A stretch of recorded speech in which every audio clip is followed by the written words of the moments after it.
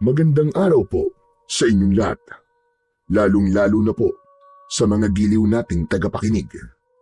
Sa araw po na ito ay mapapakinggan po natin ang kwento ng may 20 taong gulang na binatang si Dalpo. Isang magsasaka na pagkakalooban ng isang agimat na sandatang Kris ng isang diwatang nangangalaga ng lagusan sa mundo ng mga engkanto. Dahil dito ay makikilala ni Dalpo ang isang lasinggerong magbubukid na si Mang Tarman. Ano kaya ang lihim na matutuklasan ng binata tungkol sa pagkatao ng lasinggerong magbubukid? Magagawa kaya niyang talunin ang mga nilalang na nakatira sa kabilang mundo? Magtagumpay kaya siya laban sa puwersa ng kadiliman? Sama-sama po nating pakinggan ang buhay at pakikipagsapalaran ng binatang nakakilala ng isang lasinggerong magbubukid.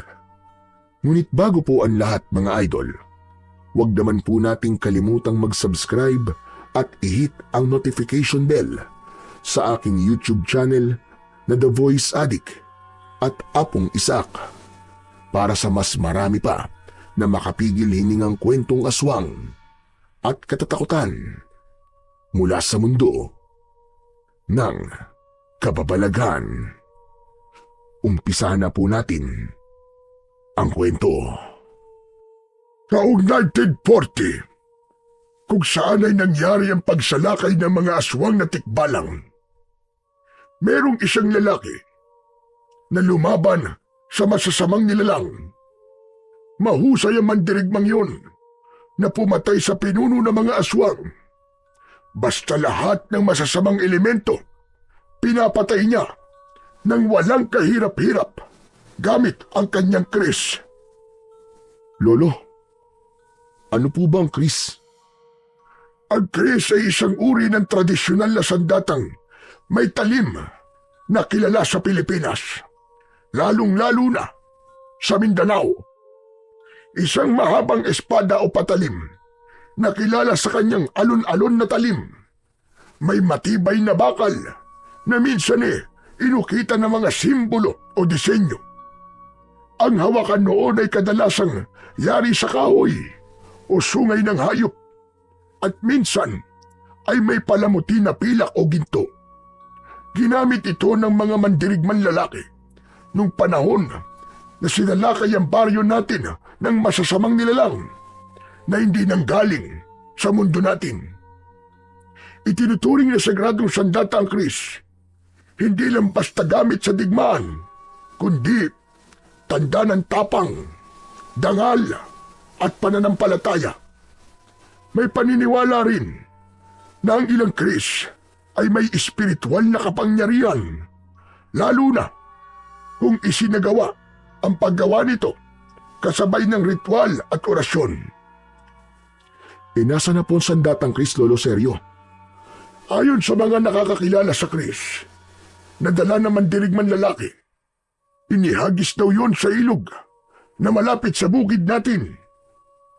Hala, bakit po itinapon ng mandirigman lalaki ang sandatang kris? Sayang naman po yun. Ay, naku apo. Masaklap ang nangyari sa buhay niya. Nailigtas niya ang ibang tao, ngunit wala na siyang pamilyang nadatnan noon. Namatay ang kanyang pamilya, kaya naman ang balita namin, nagpakamatay rin siya pagkatapos niyang maitapon ng kris sa ilog. Paano pong namatay ang kanyang pamilya, Lolo Seryo, nang humantong po sa pagpapakamatay rin niya? Sa kabila ng kabutihang ginawa niya sa mga tao, pinagbintangan ng mandirigman lalaki na isa siyang aswang. Kaya naman, sinunog ng taong bayan ang bahay niya habang nakikipaglaban siya sa mga aswang para iligtas ang buong baryo. Kapag naaalala ko ang mga nangyari sa mandirigmang yon, hindi ko maiwasan ang hindi malungkot. Dahil siya ang dahilan kung bakit buhay pa kami hanggang ngayon. Grabe naman po pala ang nangyari sa kanya, Lolo Seryo. Parang bumigat po ang dibdib ko sa mga kwento nyo Hindi na siya madalas pag-usapan ng mga tao, Apo. Dahil aminado silang kasalanan nila kung bakit nagpakamatay ang mandirigmang yon. Kahit naman po sa akin mangyari yun, Lolo Sergio Sasama rin po ang loob ko. Biruin nyo, iniaalay ko na po ang buhay ko para sa iba. Pagkatapos, papatayin lang ng mga tao ang kanyang pamilya. Aba, parang ang hirap po isipin nun. Kaya nga, nakakaawa talaga ang nangyari sa kanya. Ay, nako. O siya, sige na. Tama na kwentuhan natin. Mag-araro ka na ng bukid. At baka mamaya niya na matuyo ang lupa. Mataas pa naman ang sikat ng araw. Baka mahirapan ka pa. Teka. Aba, parang nakainom ka na naman yata ng alak Hindi ka ba talaga titigil sa kakainom mo ng alak, Apo?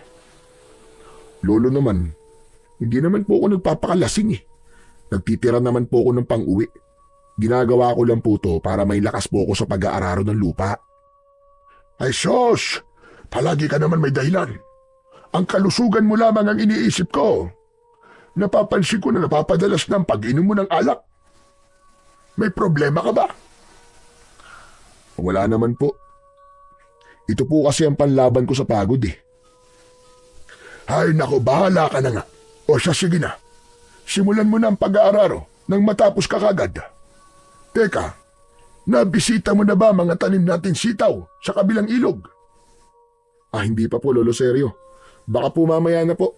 Mamaya ako nila pupuntahan. Maaga pa naman po Nako, wag na. Ako na lang ang pupunta sa kabilang ilog. Bilisan mo na lang dyan. At marami pa tayong gagawin mamaya. Sige mag-iingat po kayo sa pagtawid sa tulay na kawayan. Baka mahulog na naman po kayo sa ilog. Hindi pa naman kayo marunong lumangoy. Sos, kunwari ka pa nag-aalala sa akin. Ang totoo, ay gusto mo na kagad akong mawala. Nang sa ganon, ay walang pumigil na sa'yo sa pag-inom-inom mo ng alak. Lolo naman, madalas ko naman po itong ginagawa Sige na po, umalis na po kayo. Hindi naman po ako nagpapakalasing kaya huwag po kayo mag-alala sa akin. O siya, sige na. Kailangan ko nang umalis. Basta palagi mong tatandaan na po. Masama ang lahat ng sobra. Kaya hinay-hinay lang sa pag-iinom ng alak. Kung bakit naman kasi nauso pa ang alak sa baryong ito. Natanaw na lamang nang may 20 taong gulang na binatang si Dalpo ang papalayong si Lolo Sergio. Mula sa kanyang kinaroroonan ay hindi niya maiwasan ang hindi mag-alala sa matanda. Napapansin niya na parang humihina na ang katawan nito. Si Lolo Sergio pa naman ang nakakatanggal ng pagod niya dahil madalas itong nagkikwento ng magagandang bagay na nangyari sa panahon ng kabataan nito.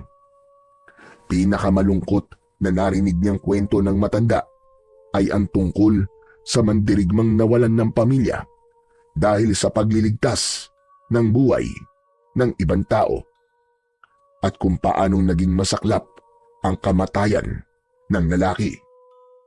Nang wakasan ito ang sariling buhay sa harap ng ilog. Napatunayan na ang maling paratang ay maaaring mag-ugat sa kamatayan ng ibang taong may mabuting hangarin sa kapwa. Dahil sa maling panghusga, nakasira sila ng pamilya. Tila bumigat ang pakiramdam ni Dalpo. Nahihirapan siyang huminga at may luha na sumilip sa kanyang mga mata. Para bang masyado siyang apektado sa mga nangyari sa buhay ng lalaking manunugis ng mga aswang. Sa liblib na baryo ng Temen ay sagana ang mga tao sa tuba na alak dahil sentro sila ng kalakalan sa paggawa ng mga dekalidad na produkto ng tuba. Bukod pa roon, sila rin ang pangunahing pinagkukunan ng mga pananim at gulayin na sitaw. Maging ang palay ay sentro rin sila ng pangkabuhayang may kinalaman sa pagkain at bigas. Ang masaganang pamumuhay ng mga tao ay merong madilim na nakaraan. Uso sa kanila ang pagpatay sa mga tao na napapatunayan na aswang. Sinusunog nila ang bahay at hindi binibigyan ng pagkakataon para magpaliwanag. Kagaya na lamang ng nangyari sa lalaking manunugis ng aswang. Namatay siyang nadala sa hukay, ang paratang na wala namang katotohanan. Kaya naman, marami ang mga dayuhan na natatakot na pumunta sa kanilang baryo. Nang mawala sa kanyang paningin si Lolo Sergio, isa munang lagok sa bote ng alak ang ginawa niya bago tuluyang isinuot ang sombrerong salakot na gawa sa abaka. Mabigat ang hakbang ng paa na nilapitan ni Dalpo ang kalabaw na may hila sa araro at nagsimulang hawakan ito. Kasunod ng banayad na pagpalo niya sa likod ng kalabaw. Ngunit ang kanyang isip ay abala pa rin sa ibang bagay. At dahil nasa ilalim siya ng impluwensya ng alak, pakiramdam niya, hindi siya napapagod. Maya-maya pa, napatigil siya sa pagakbang. Nakita niya ang isang lalaki na tumutulay sa pilapil ng kanyang palayan. Napakunot ang kanyang noo. Kilala niya ang lasinggerong magbubukid, ngunit hindi niya alam kung ano ang pangalan nito. Natatandaan niya na ito ang nagturo sa kanya noon kung paanong mag-araro ng lupa. Ngunit pagkatapos nun ay hindi na sila nakakapag-usap ng lalaki dahil madalas itong lasing at natutulog sa gilid ng kalsada. Sa tingin niya ay lampas 50 taong gulang na ang lalaki. Pasuray-suray ang paglalakad, kaya bigla itong nawalan ng balanse at diretso ang pagbagsak sa putikan.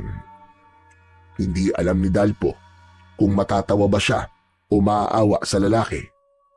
Kaya naman, nagpasya na lamang siyang lapitan ito para tulungang makatayo. Pagkarating niya sa kinaroroonan ng lalaki, ay mas inuna pa nitong hanapin ang bote ng alak kesa ang tumayo. Agad niya itong hinawakan sa kamay. Tulungan ko na po kayo. Ano ba? Bitiwan mo nga ako. Kailangan mahanap ko ang bote ng alak. Tulungan mo kung mahanap ang alak ko.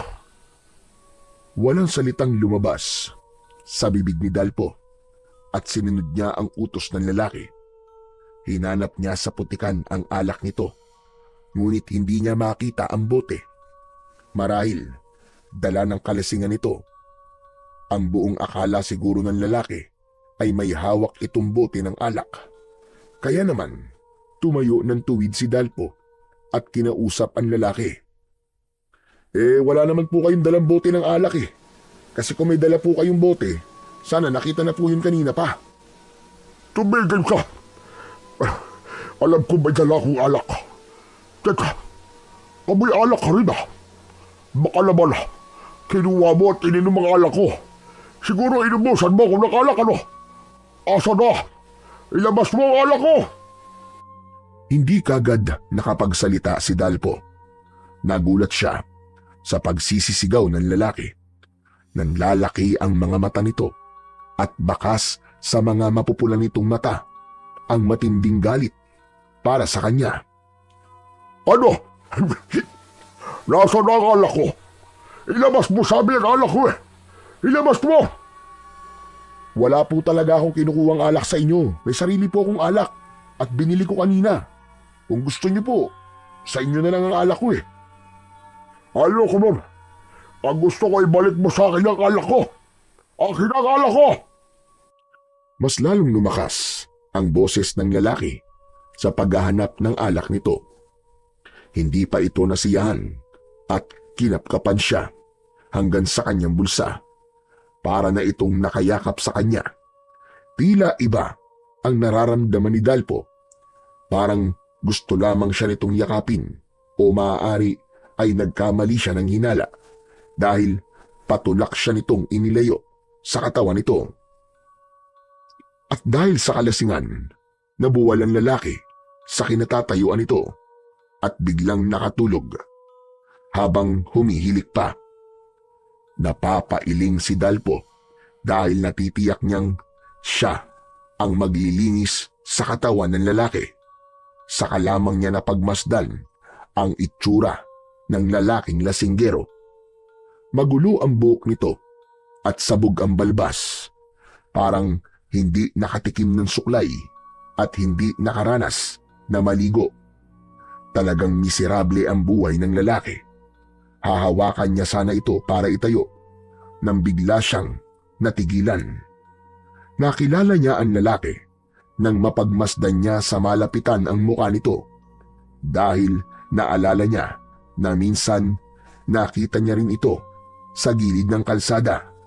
Pinagtutulungan itong bugbugin ng mga tambay sa kanilang baryo at iniiwan lang sa kung saan.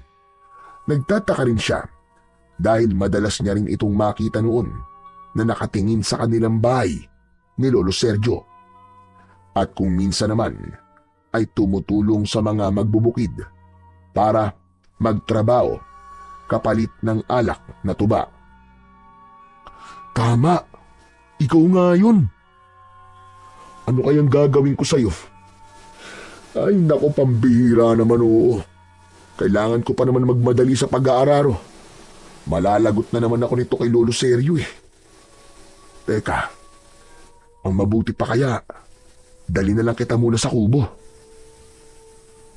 Wala nang nagawa si Dalpo, kundi buhatin ang lalaking mahimbing nang natutulog sa putikan. Sa una ay nahirapan siyang buhatin ito dahil may kabigatan ang lalaki.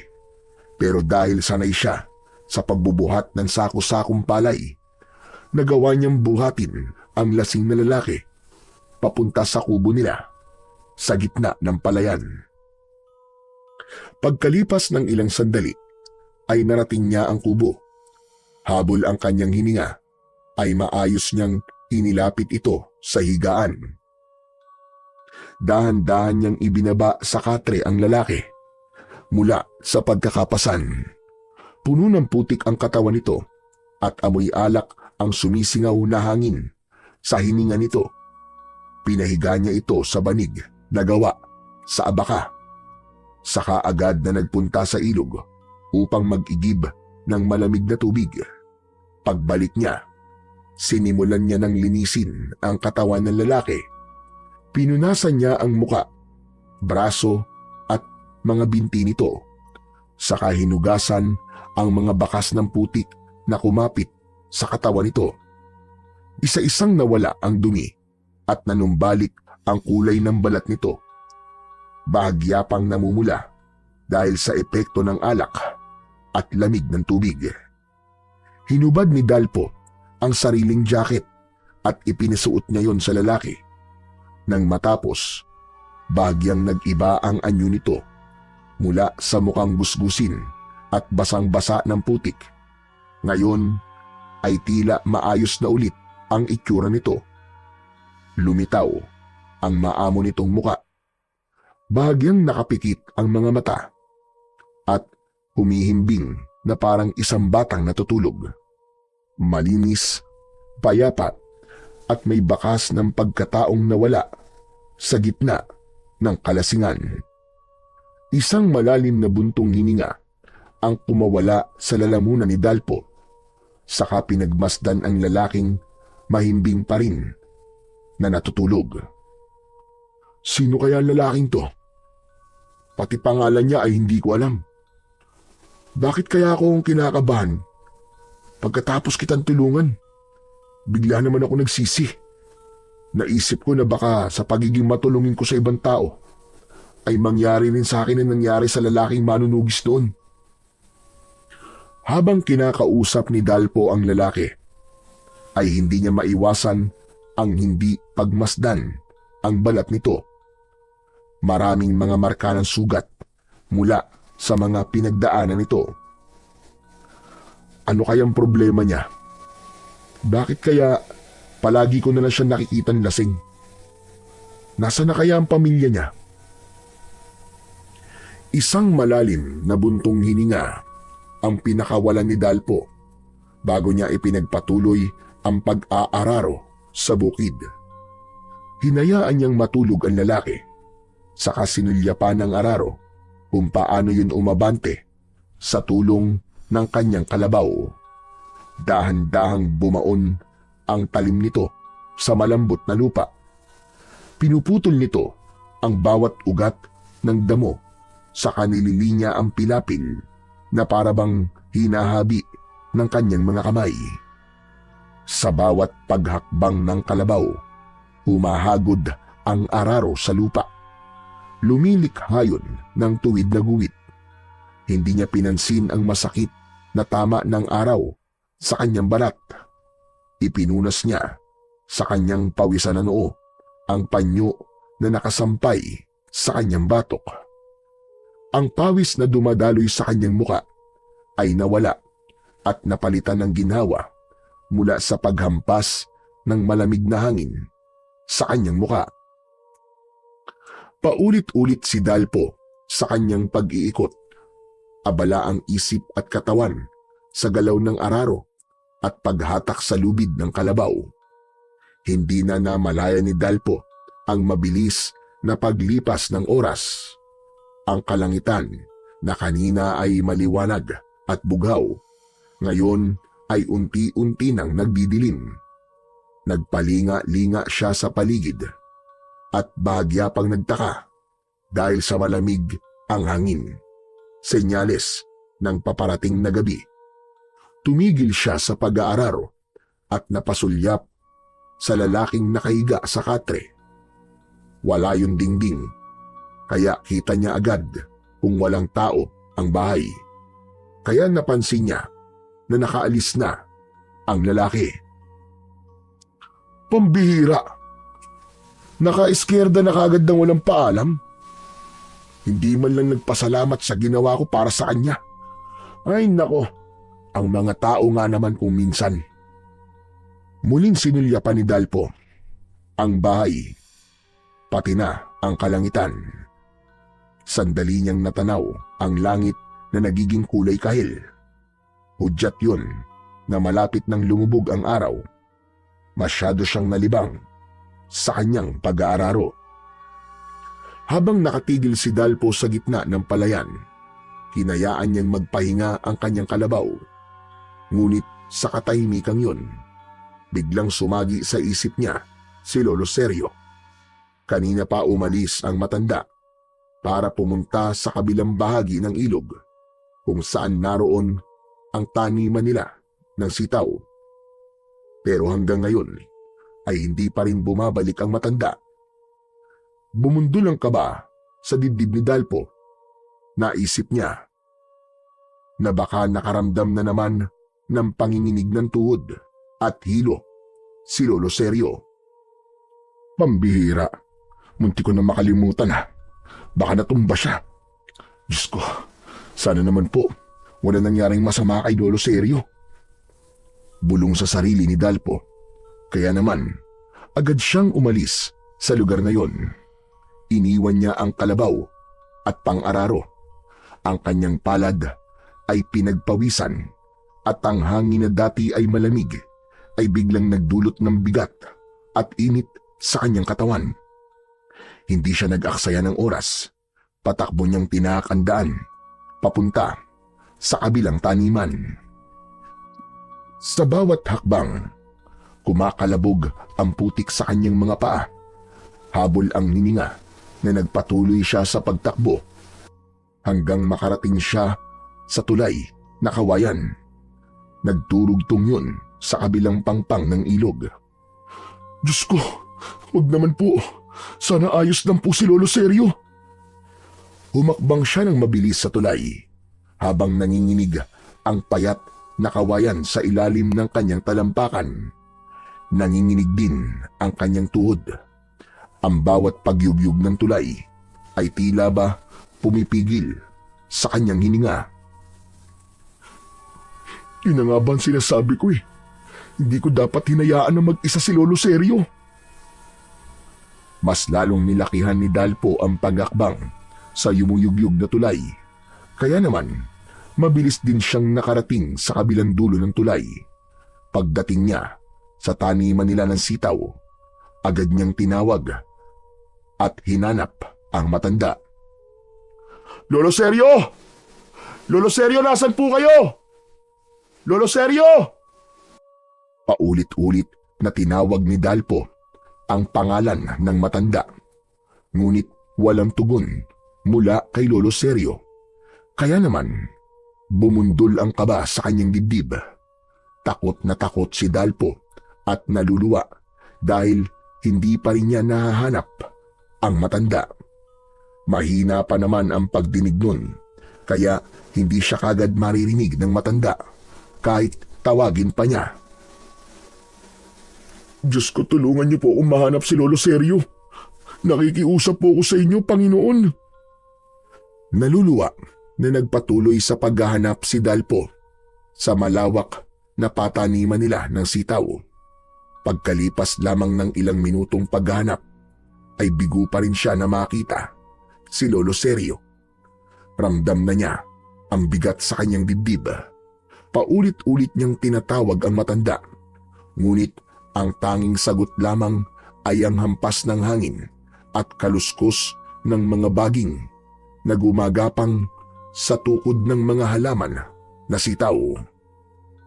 Habang kumakalat ang dilim sa paligid, biglang natigilan sa paghahanap ang binatang si Dalpo nang makarinig siya ng kaluskos sa paligid, kasunod ng pag-alingaw-ngaw ng pag-angil mula sa masukal na bahagi ng taniman. Parang nanggagaling yun sa ilalim ng lupa.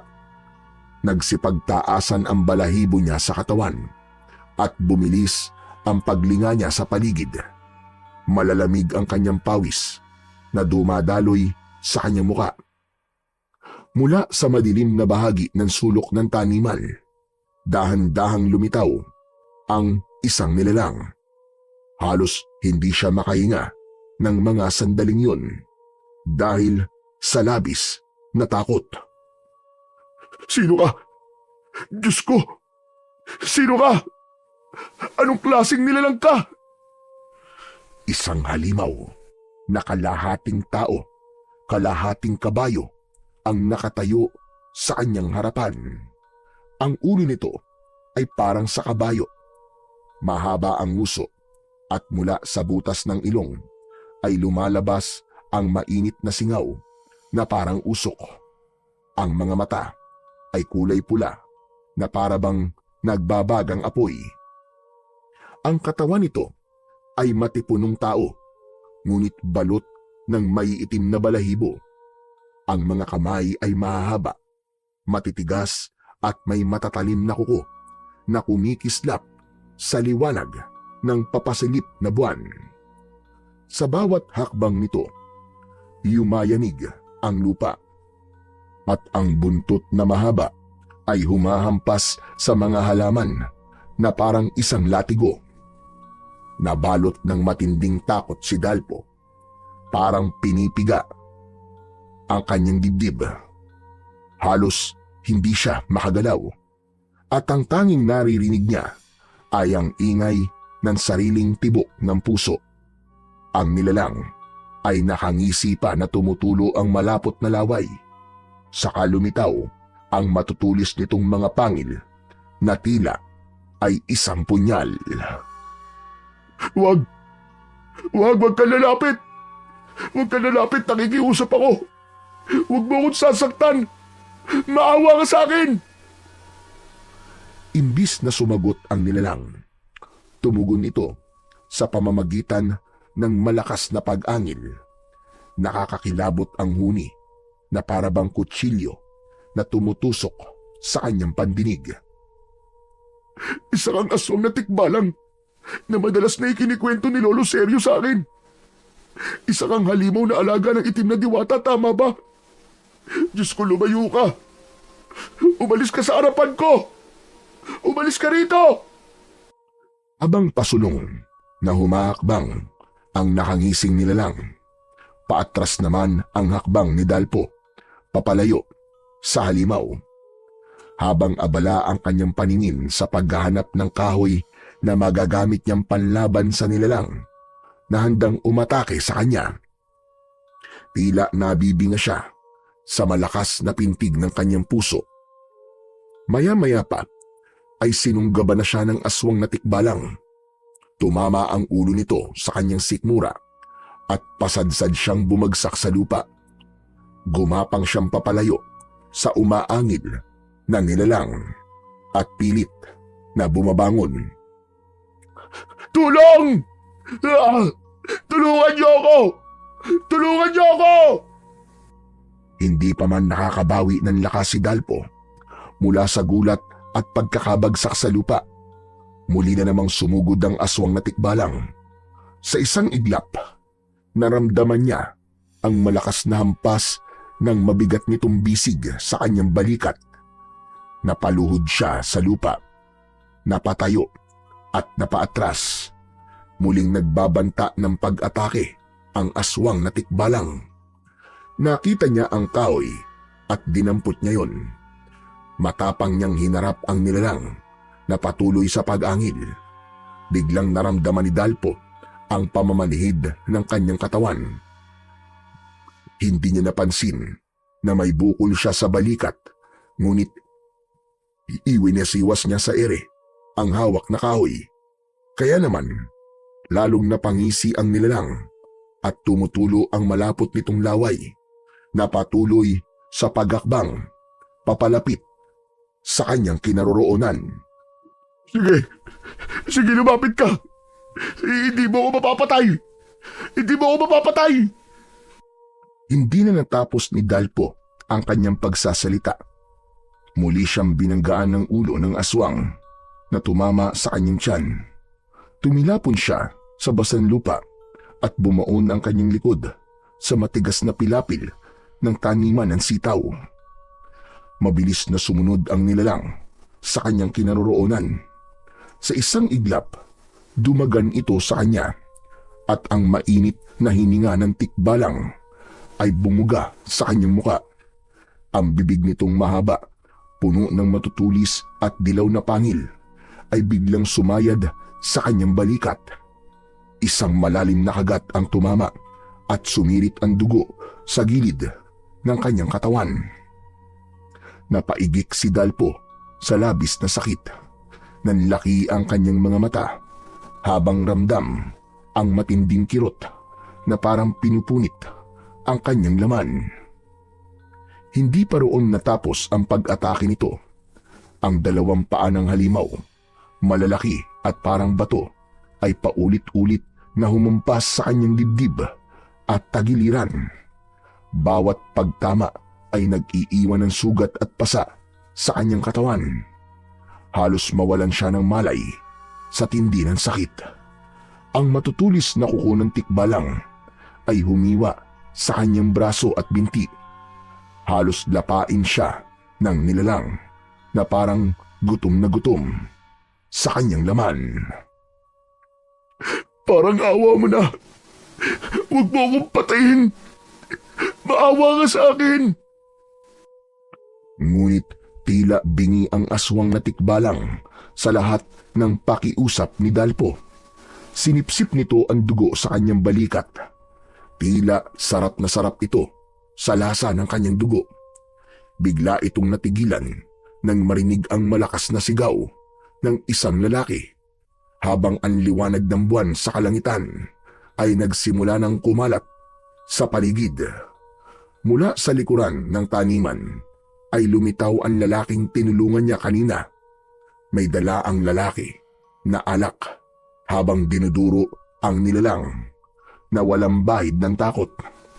Napansin ni Dalpo mula sa nanlalabo niyang paningin ang bakas ng galit sa muka ng lasinggerong lalaki.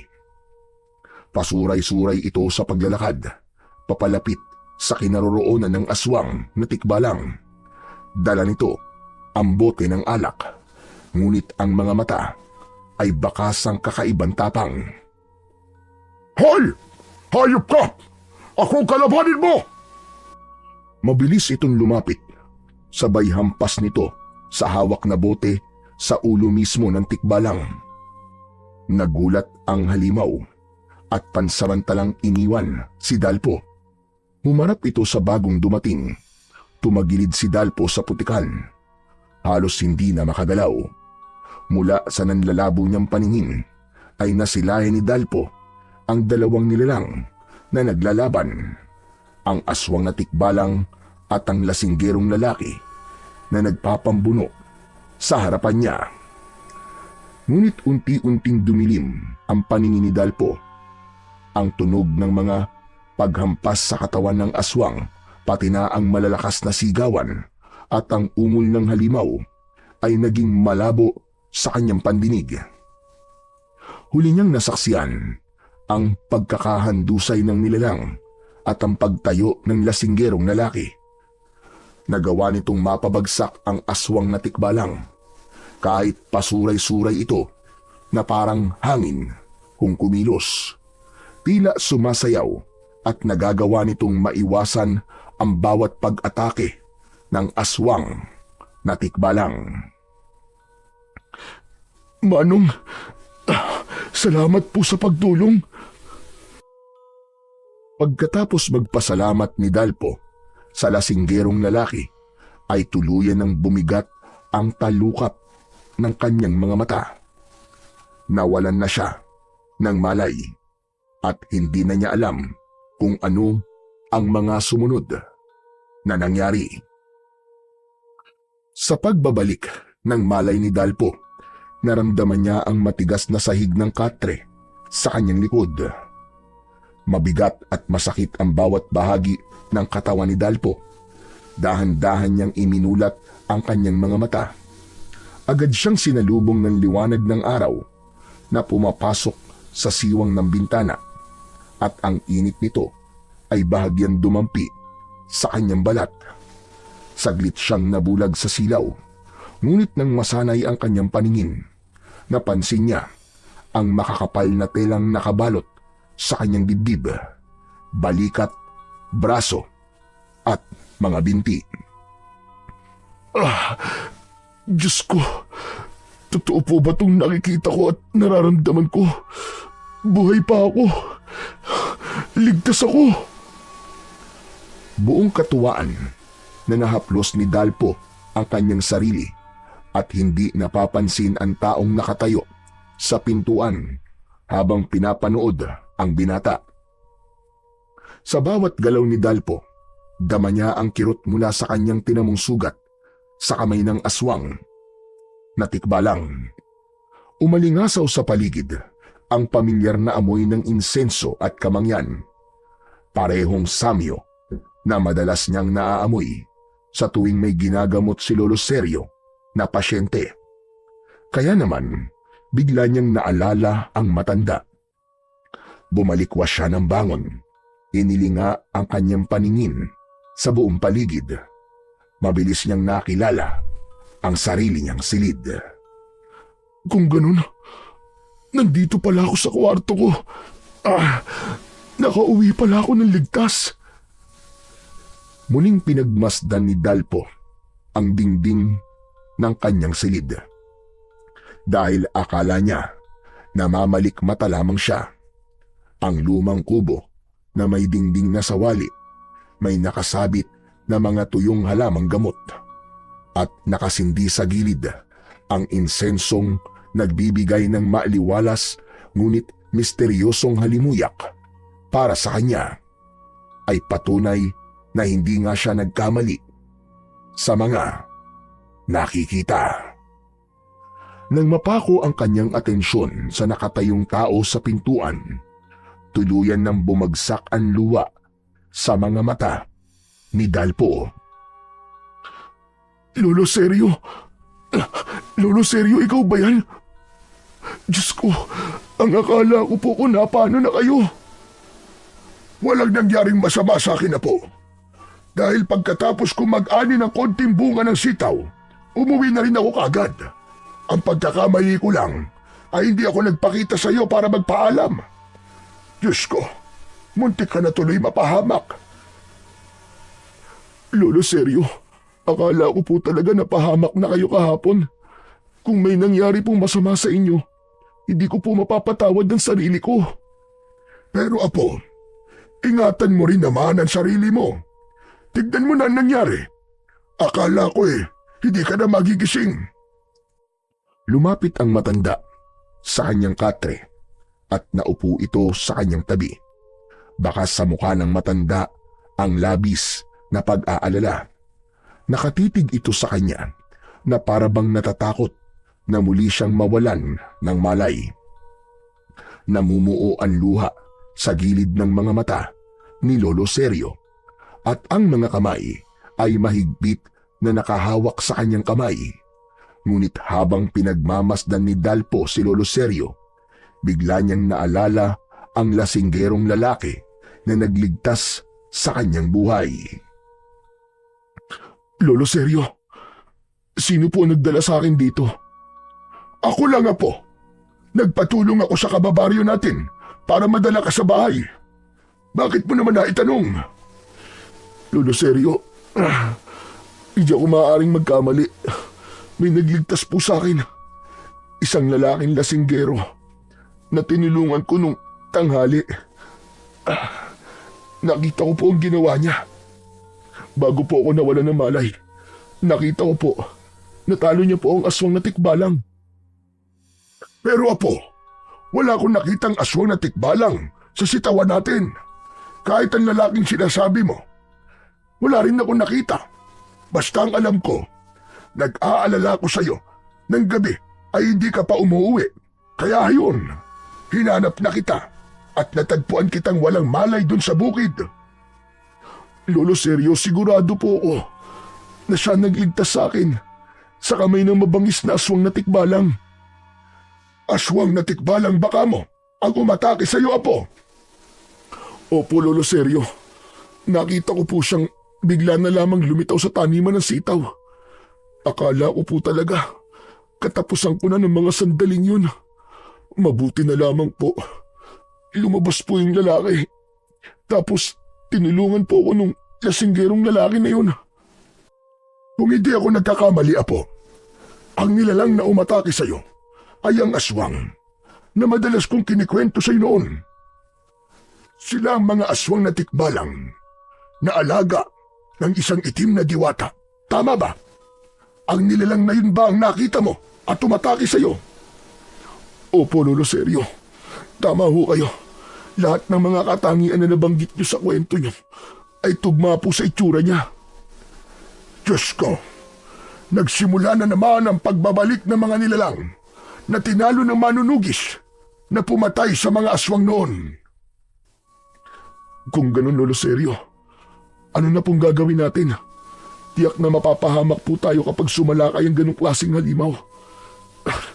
Delikado po ang lahat ng tao dito. Lolo Sergio, baka po may maitutulong sa atin ang lalaking lasinggerong nakita ko. Hindi siya tutulong sa atin, Apo. Mahirap siyang kausapin. Pero Lolo Sergio, mabuti po siyang tao. Iniligtas niya po ako kagabi. Kung totoo mga sinasabi mo, may utang na loob tayo sa kanya. Kung hindi ako nagkakamali, ang lalaking sinasabi mo ay si Tarman, isang lasinggerong magbubukid. Tahimik at hindi nakikialam sa buhay ng iba. Siguro tinulungan mo siya at nagbayad lamang siya ng utang na loob sa'yo. Opo, Lolo Sergio. Tinulungan ko po siya nang makatulog po siya sa palayan natin. Umalis nga po siya nang walang paalam .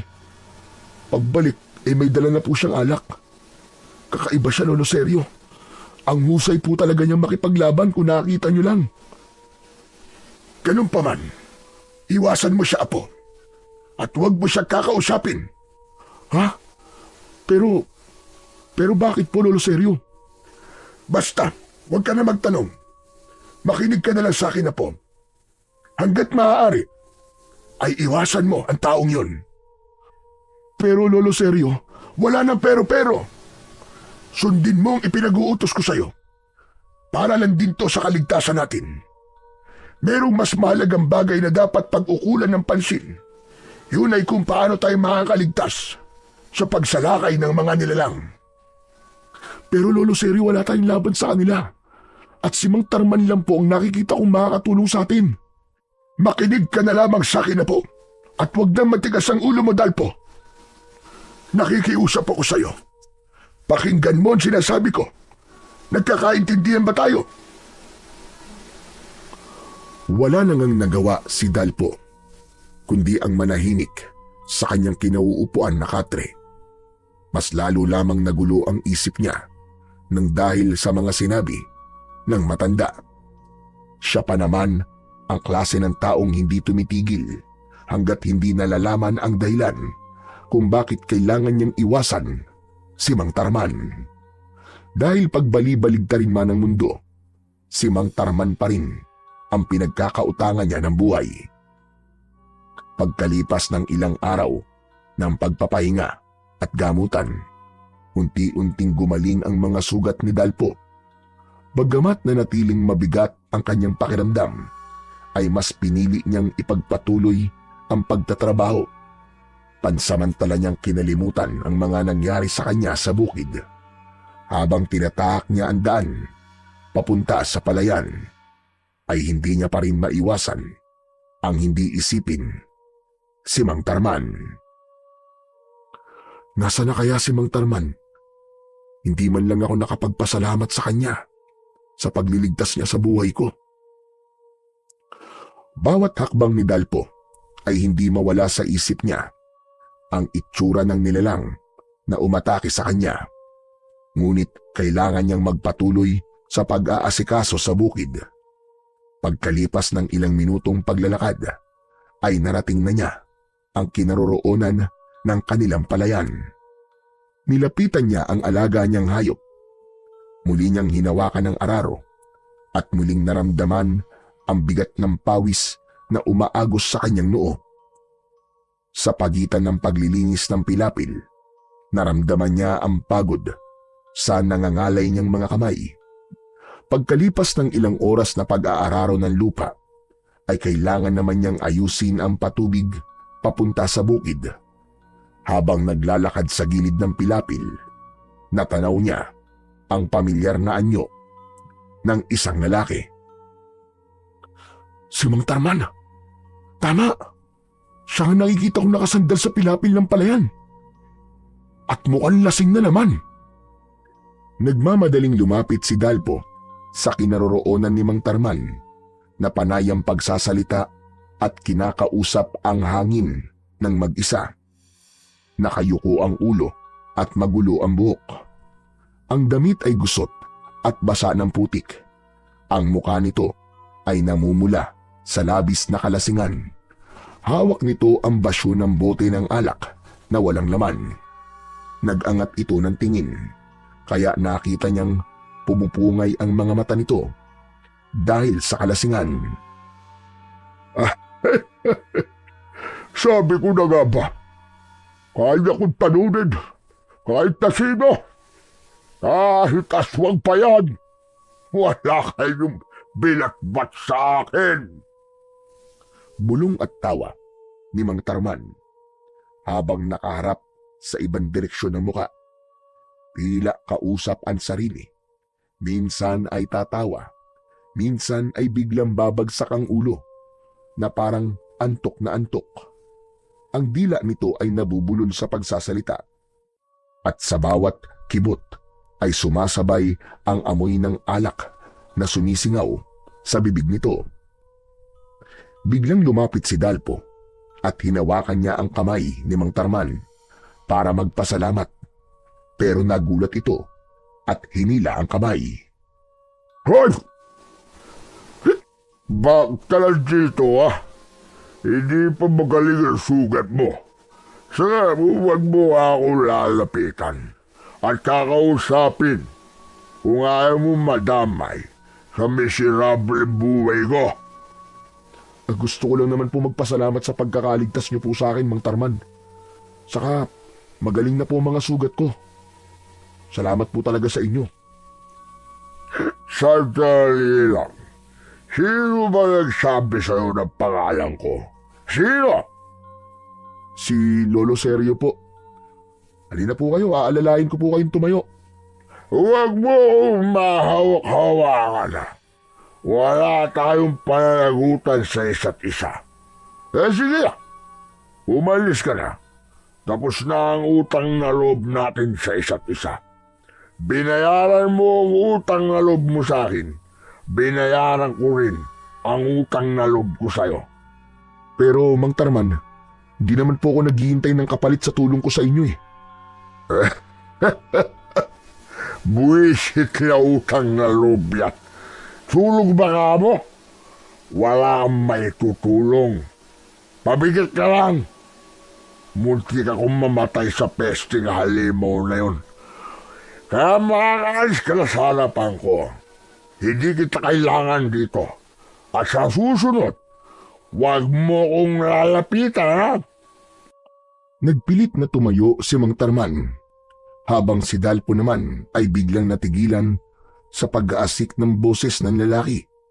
Tila may masakit na kutsilyong bumaon sa kanyang puso, parang tumagos hanggang sa kaibuturan ng kanyang pagkatao.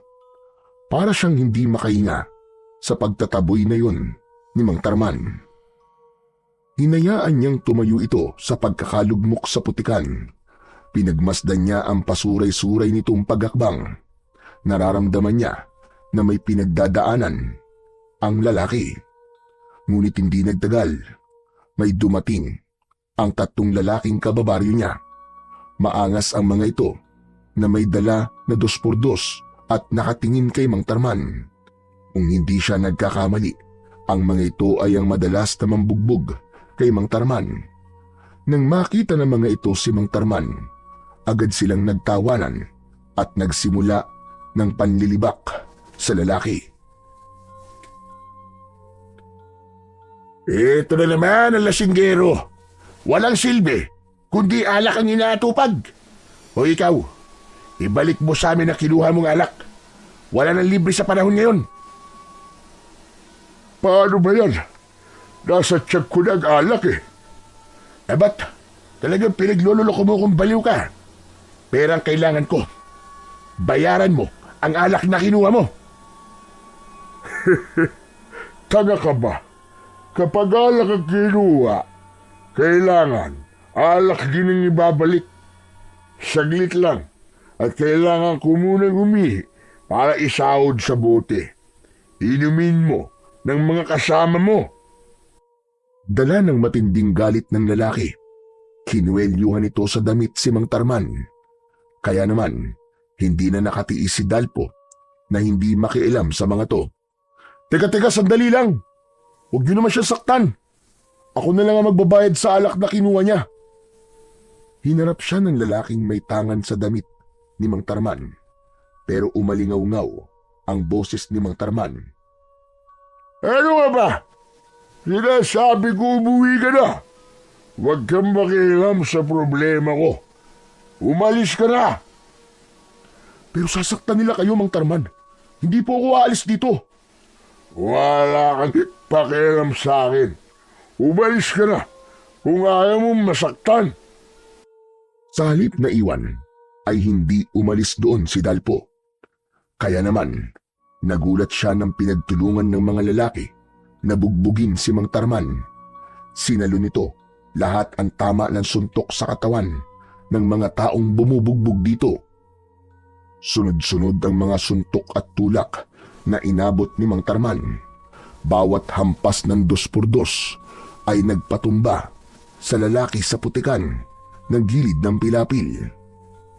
Hoy! Ano ba kayo? Maawa naman kayo sa kanya! Huwag niyo sasaktan! Ngunit hindi nakinig ang mga lalaki sa kanya. Binugbog ng mga ito ang nakaigang si Mang Tarman na hindi man lang lumalaban sa mga ito. Malayo sa taong nagligtas sa kanya mula sa halimaw.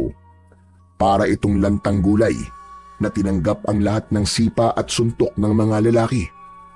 Kaya naman, nilapitan niya ang mga ito at sinuntok niya sa muka ang lalaking nakilala niya sa pangalan na Raul dahil tinawag ito ng kasama.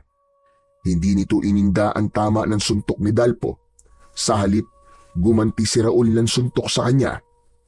Tumama ang kamao nito sa kanyang muka. Bumagsak siya sa putikan at hindi agad nakabangon. Nang hahampasin na siya ng 2x2 sa katawan, ay mabilis na bumangon si Mang Tarman. Ang mga mata nito ay matalim, puno ng determinasyon.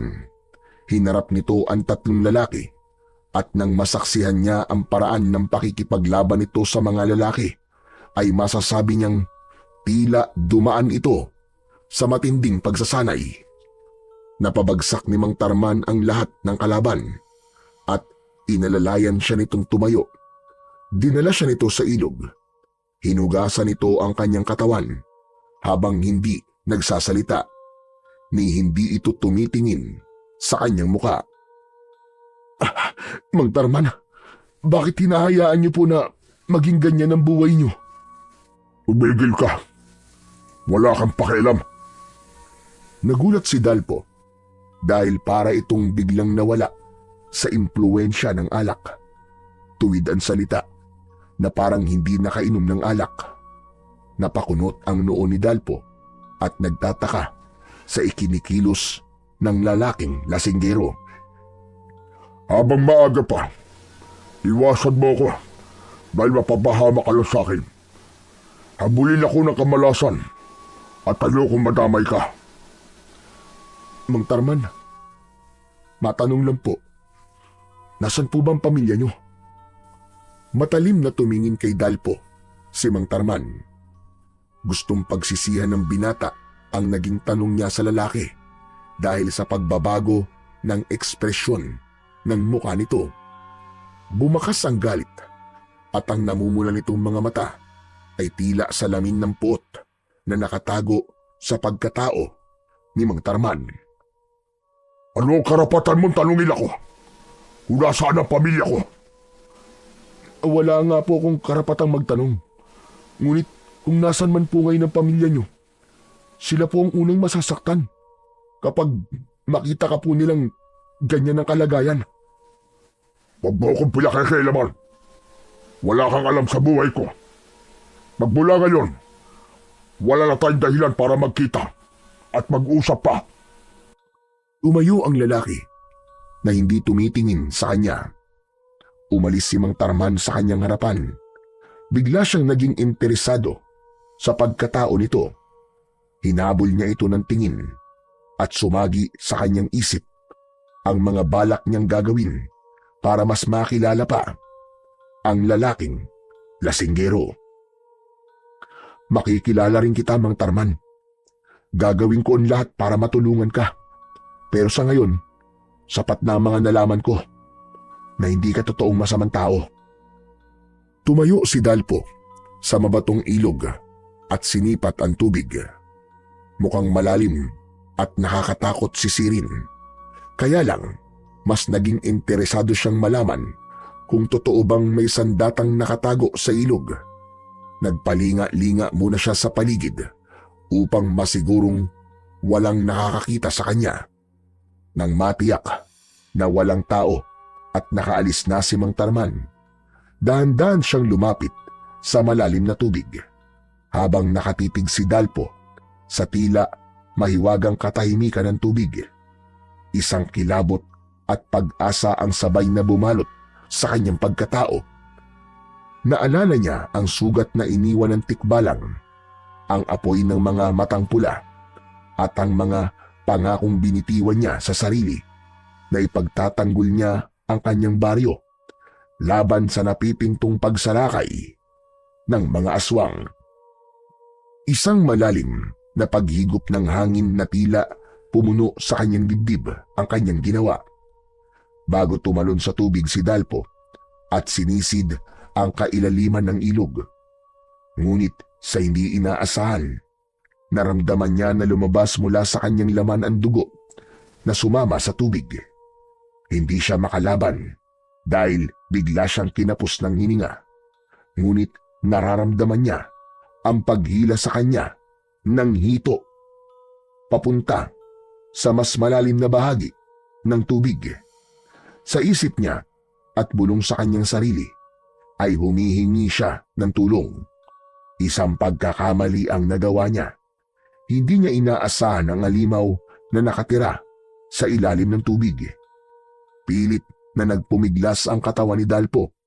Kaya naman Saktong pagbitaw sa kanya ng kagat ng isdang hito, sumuot siya ng tuluyan sa isang uri ng kuweba na nasa ilalim ng ilog. Ano to? Nasaan ako? Sinulyapan ni Dalpo ang isda na hito at hindi nagtagal ay iniwan siya nito sa loob ng kuweba. Habang ang kalahati ng kanyang katawan ay masakit dahil sa sugat niya sa hita, nakasawsaw sa tubig ang kanyang bewang. Malamig din ang simoy ng hangin sa loob na kahit madilim ang paligid ay naniniwala siyang nasa kakaibang bahagi siya ng ilalim ng tubig na merong nakatago at lihim na kuweba. Nasaan ako? Anong ginagawa ko rito? Hindi ito maaari.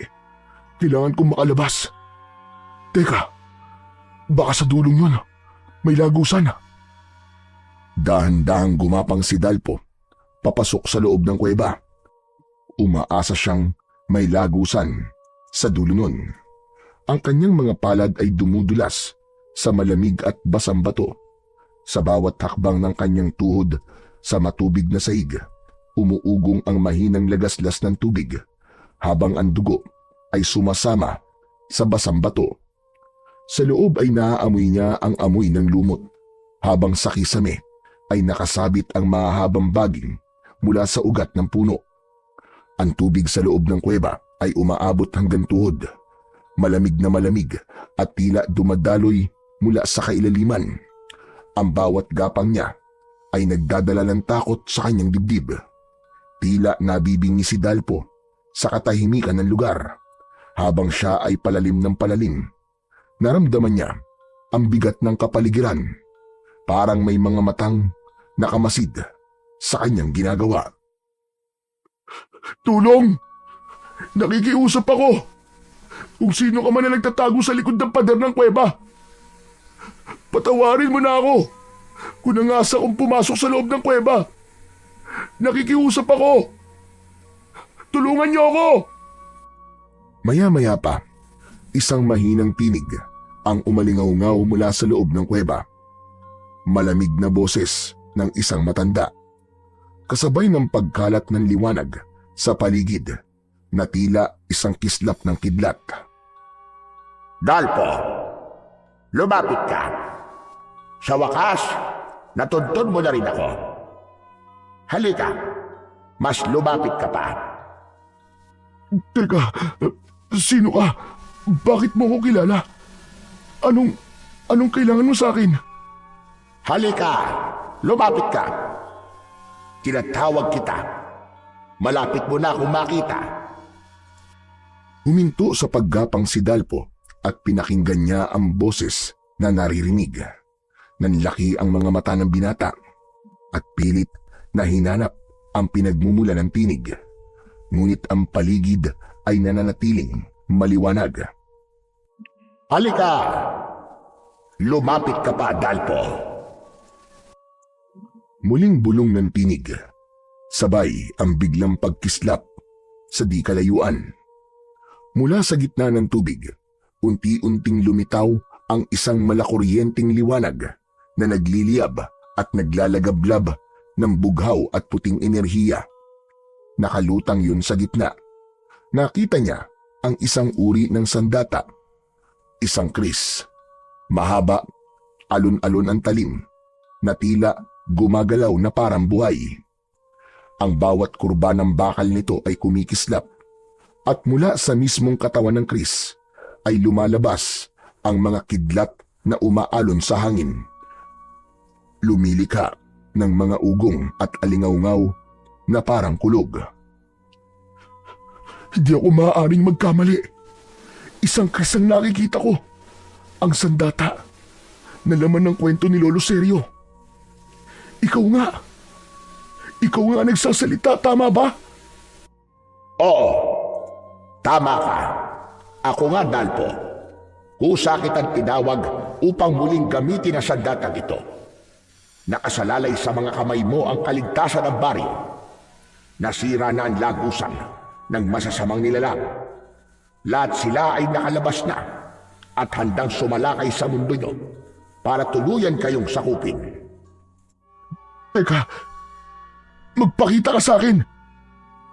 Ako ang liwanag na bumabalot sa sandata. Ikaw ang hinirang na bagong tagapangalaga sa Kris at bagong tagapagligtas ng baryo. Gumalaw ang liwanag, papalapit sa kanya, habang hindi niya inaalis ang paningin sa liwanag na nasa harapan niya. Napatigil si Dalpo, nanigas ang kanyang mga tuod, ang kanyang dibdib ay mabilis na kumakabog, at ang malamig na pawis ay dumaloy mula sa kanyang sentido, pababa sa kanyang pisngi. Ang kanyang mga kamay ay nanginginig. Hindi niya malaman kung lalapit ba siya o tatakbo. Ang liwanag ng Kris ay napakatingkad. Halos hindi niya mabuksan ang kanyang mga mata. Ang alingaw-ngaw ng mga kidlat ay para bang bumubulong sa kanya ng isang babala. Hindi kagad siya makapagsalita nang mas lumapit sa kanya ang liwanag at tila napapaso ang kanyang katawan sa ningas na hatid ng sandata. Takot ang naghari kay Dalpo ng mga sandaling yon, habang nakaharap siya sa isang puwersang hindi niya mawari kung biyaya ba o kapahamakan. Ngunit kasabay ng takot, naroon ang matinding paghila ng mahiwagang tinig. Isang puwersang nagtutulak sa kanya na damputin ng Kris, kahit pa ang kanyang puso ay nag-uumapaw sa pangamba. Huwag kang matakot, Dalpo, dahil ikaw na ang bagong nagmamay-ari ng bagay na yan. Hayaan mo siyang sumanib sa iyong katawan. Kahit masakit ang hita ni Dalpo, ay pinilit niyang tumayo at nilapitan ang liwanag, habang hila ang kaliwang paa na masakit at may sugat. Dahan-dahan, inilapit ni Dalpo ang kanyang nanginginig na kamay sa nakalutang na Kris. Tila may malakas na puwersang humihila sa kanya para hawakan ang sandata. Ang liwanag nito ay lalong kumislap, para bang kumikilala sa kanyang presensya. Sa mismong pagdampi ng kanyang mga daliri sa hawakan nito, isang malakas na alon ng enerhiya ang biglang kumawala.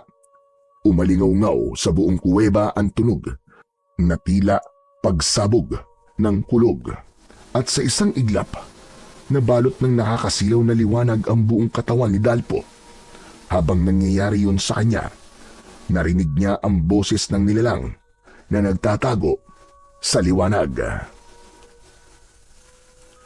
Tiisin mo ang sakit hanggang sa mapasok ng kapangyarihan ng iyong laman, ugat, isip, at dumaloy sa dugo mo ang lakas ng kapangyarihan ng agimat na Kris.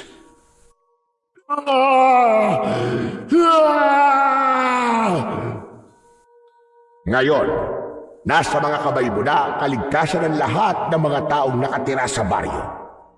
Huwag mo kong bibiguin, Dalpo. Naramdaman ni Dalpo ang apoy ng kuryente na dumaloy mula sa kanyang palad, umakyat sa kanyang mga braso at kumalat sa bawat himaymay ng kanyang katawan. Ang mga sugat na dati ay masakit at mahapdi ay biglang nagsara, para bang hindi kailanman nagkaroon ng sugat o hiwa. Ang bigat ng kanyang katawan ay nawala, at sa halip ay naramdaman niya ang kakaibang gaan, hanggang sa hindi niya na namalayan na siya ay nakalutang sa ibabaw ng tubig. Itinataas ng enerhiyang dumadaloy mula sa Kris. Ang kanyang buong katawan ay binalot ng naglalagablab na malakuryenteng liwanag. Ang bughaw at puting sinag ay nagmistulang baluti na nakapulupot sa kanyang katawan, habang ang mga alon ng enerhiya ay naglalabas ng tunog na tulad ng humahampas na bagyo.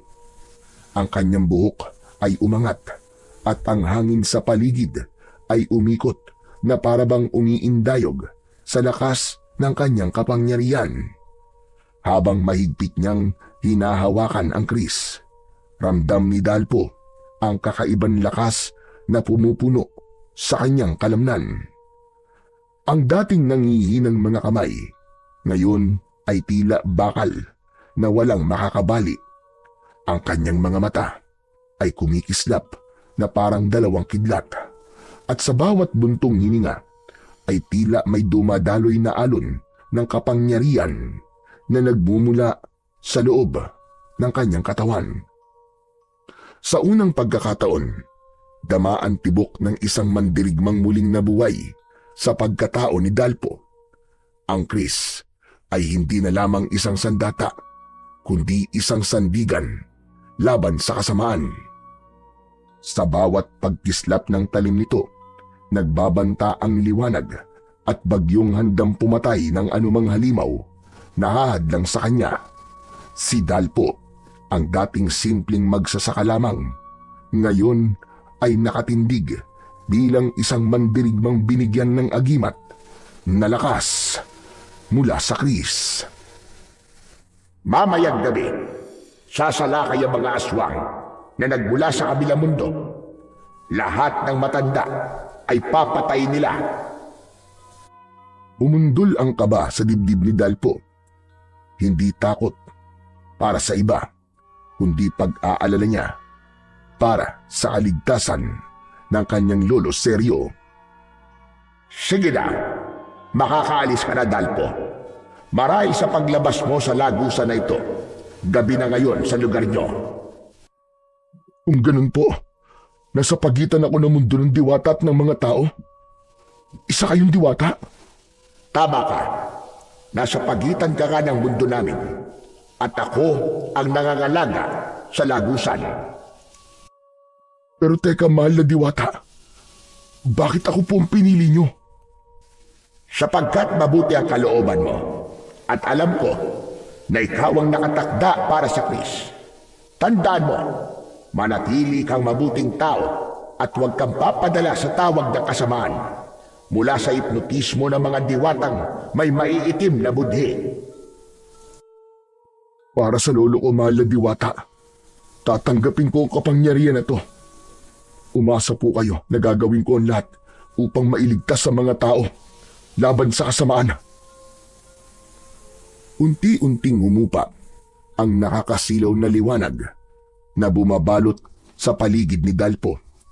Ang naglalagablab na kuryente na kanina ay tila bagyong kumukulo sa kanyang katawan ay isa-isang naglaho. Hanggang ang naiwan na lamang ay ang mahinang sinag mula sa Chris na hawak niya.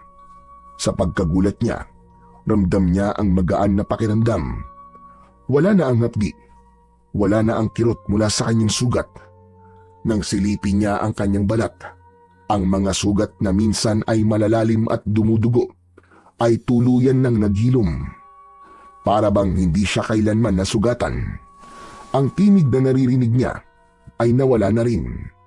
Dahan-dahan niyang ibinaba ang mga paa at sa unang pagkakataon mula nang makapasok sa kuweba, naramdaman niyang matibay na muli ang kanyang mga binti. Tumapak siya sa malamig na bato at sa bawat pagtuntong, parang may bagong lakas na umaalalay sa kanya. Hawak ang Chris. Marahan niya itong iwinasiwas sa hangin. Sa bawat galaw ng talim, lumilikha ito ng tunog. Nabuhayan siya ng loob. Sa bawat pagwasiwas, dama niya ang tibay ng sandata at ang kakaibang lakas na dumadaloy sa kanyang mga kamay. Para bang natutunan ng kanyang katawan nang hindi niya namamalayan ang tunay na paggamit sa Chris. Napansin ni Dalpo ang tubig sa kuweba na unti-unting kumakalma. Kaya naman, dahan-dahan siyang lumusong sa tubig at sumisid. Sa ilalim ng malamig na agos, ginamit niya ang lakas ng kanyang mga braso at ang bigat ng bawat pagwasiwas ng Chris upang makalangoy palabas ng kuweba. Ang dating tila walang katapusang dilim ng kuweba ay napalitan ng liwanag mula sa malayo hanggang sa tuluyan niyang narating ang bungad ng kuweba.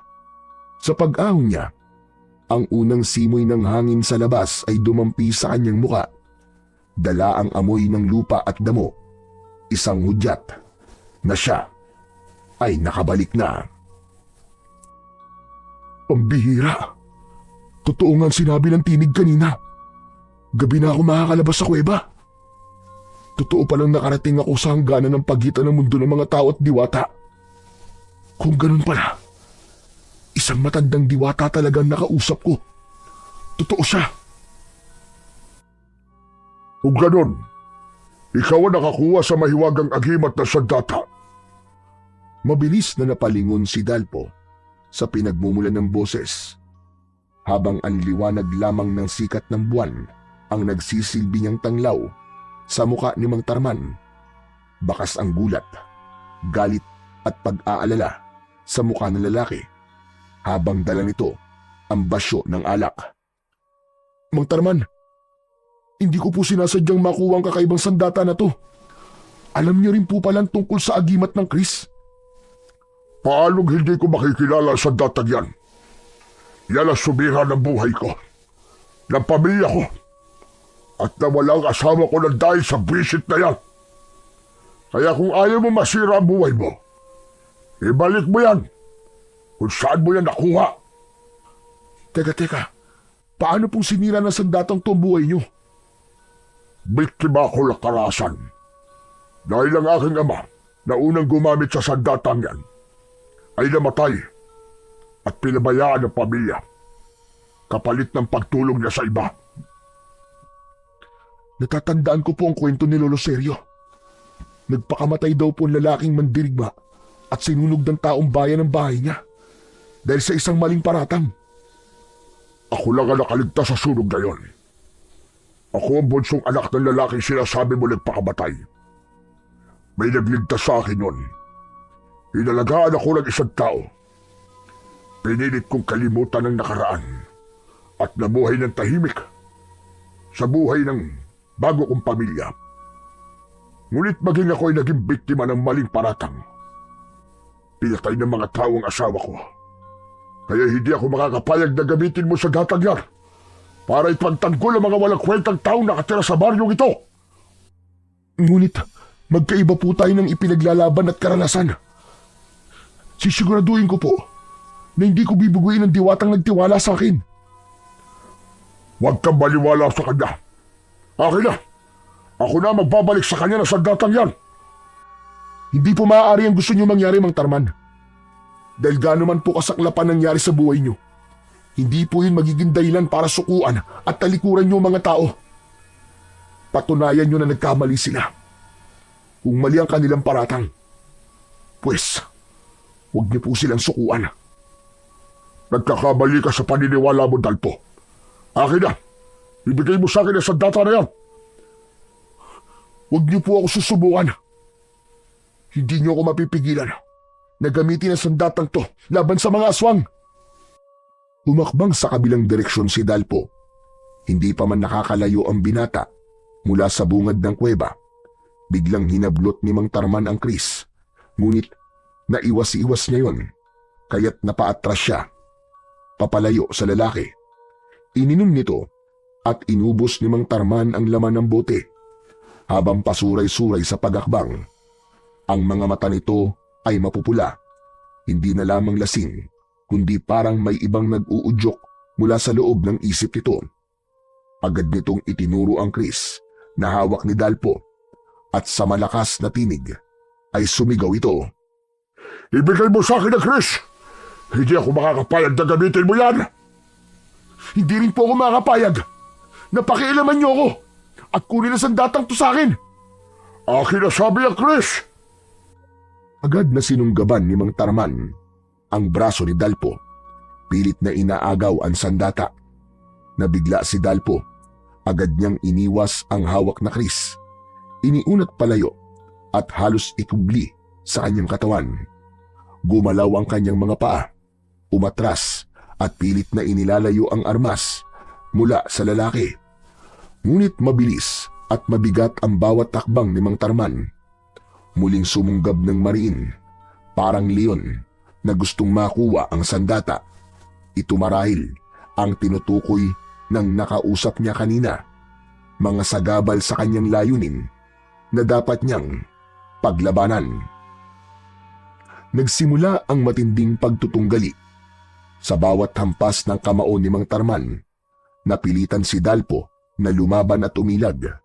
Ginamit niya ang liksi ng katawan na parabang may likas na siyang kaalaman sa pakikipaglaban. Isang malakas na sipa ang pinakawalan ni Mang Tarman. Halos mahulog pabalik sa ilog si Dalpo. Kung hindi niya nasangga gamit ang talim ng kris ang sipa nito, ang tunog ng bakal na humati sa hampas ng paa ay umalingaw-ngaw, ngunit ang lakas ng kalaban ay hindi nawala. Nagulat si Dalpo sa sarili. Sa bawat iwas, bawat salag, dama niya ang kakaibang bilis at lakas na hindi pa niya nararanasan sa buong buhay niya. Ang kris ay tila gumagabay, nagdidikta ng tamang paggalaw niya at tinutulungan siyang nakipagsabayan sa husay ni Mang Tarman. Ngayon ay alam na niya ang pinaguhugutan ng galit nito ay hindi niya magawang magalit sa lalaki. Sa pagsirko sa ere ni Mang Tarman, kumuntikan siyang tamaan ng sipa nito sa muka. Gumanti siya ng pabalagbag na pag-atake niya rito. Sinadya niyang huwag itong saktan ng kanyang talim. Tumigil na kayo, Mang Tarman! Papalapit ng pagsalakay ng mga kalaban. Sa kanila niyo gamitin ang lakas niyo. Tumigil ka! Kailangan ko, Chris, na hawak mo para ibalik sa diwatang nagbigay sa inyan. Masisira ang buhay mo, kagaya na nangyari sa ama ko. Kung ganun, kayo pala talaga ang anak na matandang nagpakamatay dahil hindi niya kinaya ang sakit ng pagkawala niyo. Anong dahilan ng galit niyo, Mang Tarman? Hindi po ba't mas kailangan niyo lumaban sa mga halimaw na pumatay sa pamilya niyo? Huwag niyong ibintang ang sisi sa isang bagay na wala namang pakiramdam. Walang kasalanan ng sandatang to. Ang may kasalanan ay kayo dahil hindi niyo ipinaglaban kung anong tama. Hindi kayo gumawa ng paraan para malinis ang pangalan niyo. Para saan pa? Para muling may masaktan? Ganun ba? Pasensya na po. Pero ipaglalaban ko po ang sandatang to. Dahil ito ang tatalo sa mga nilalang na nakatakas mula sa mundo ng mga diwata. Nakipaglaban si Dalpo kay Mang Tarman. Nagulat siya sa galing ni Mang Tarman.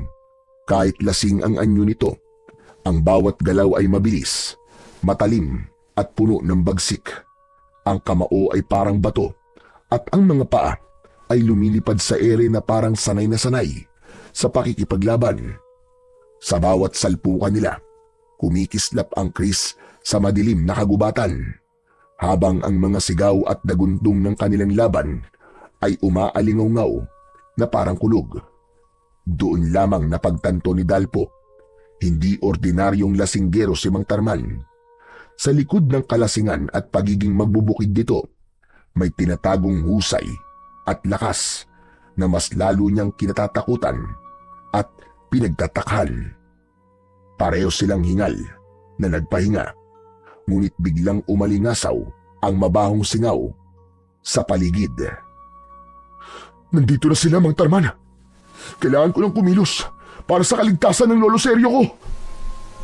Anong ibig mo sabihin? Sinabi sa akin ng diwata na nagbigay sa akin ng agimat na kris. Ngayon sasalakay ang mga kampo ng kadiliman na aagaw sa baryo natin. Kailangan ko nang umalis, Mang Tarman. May iwan ko na kayo rito. Imbis sumagot, ay dumukot ito ng isa pang bote ng alak sa bulsa at inubos nito ang laman ng bote.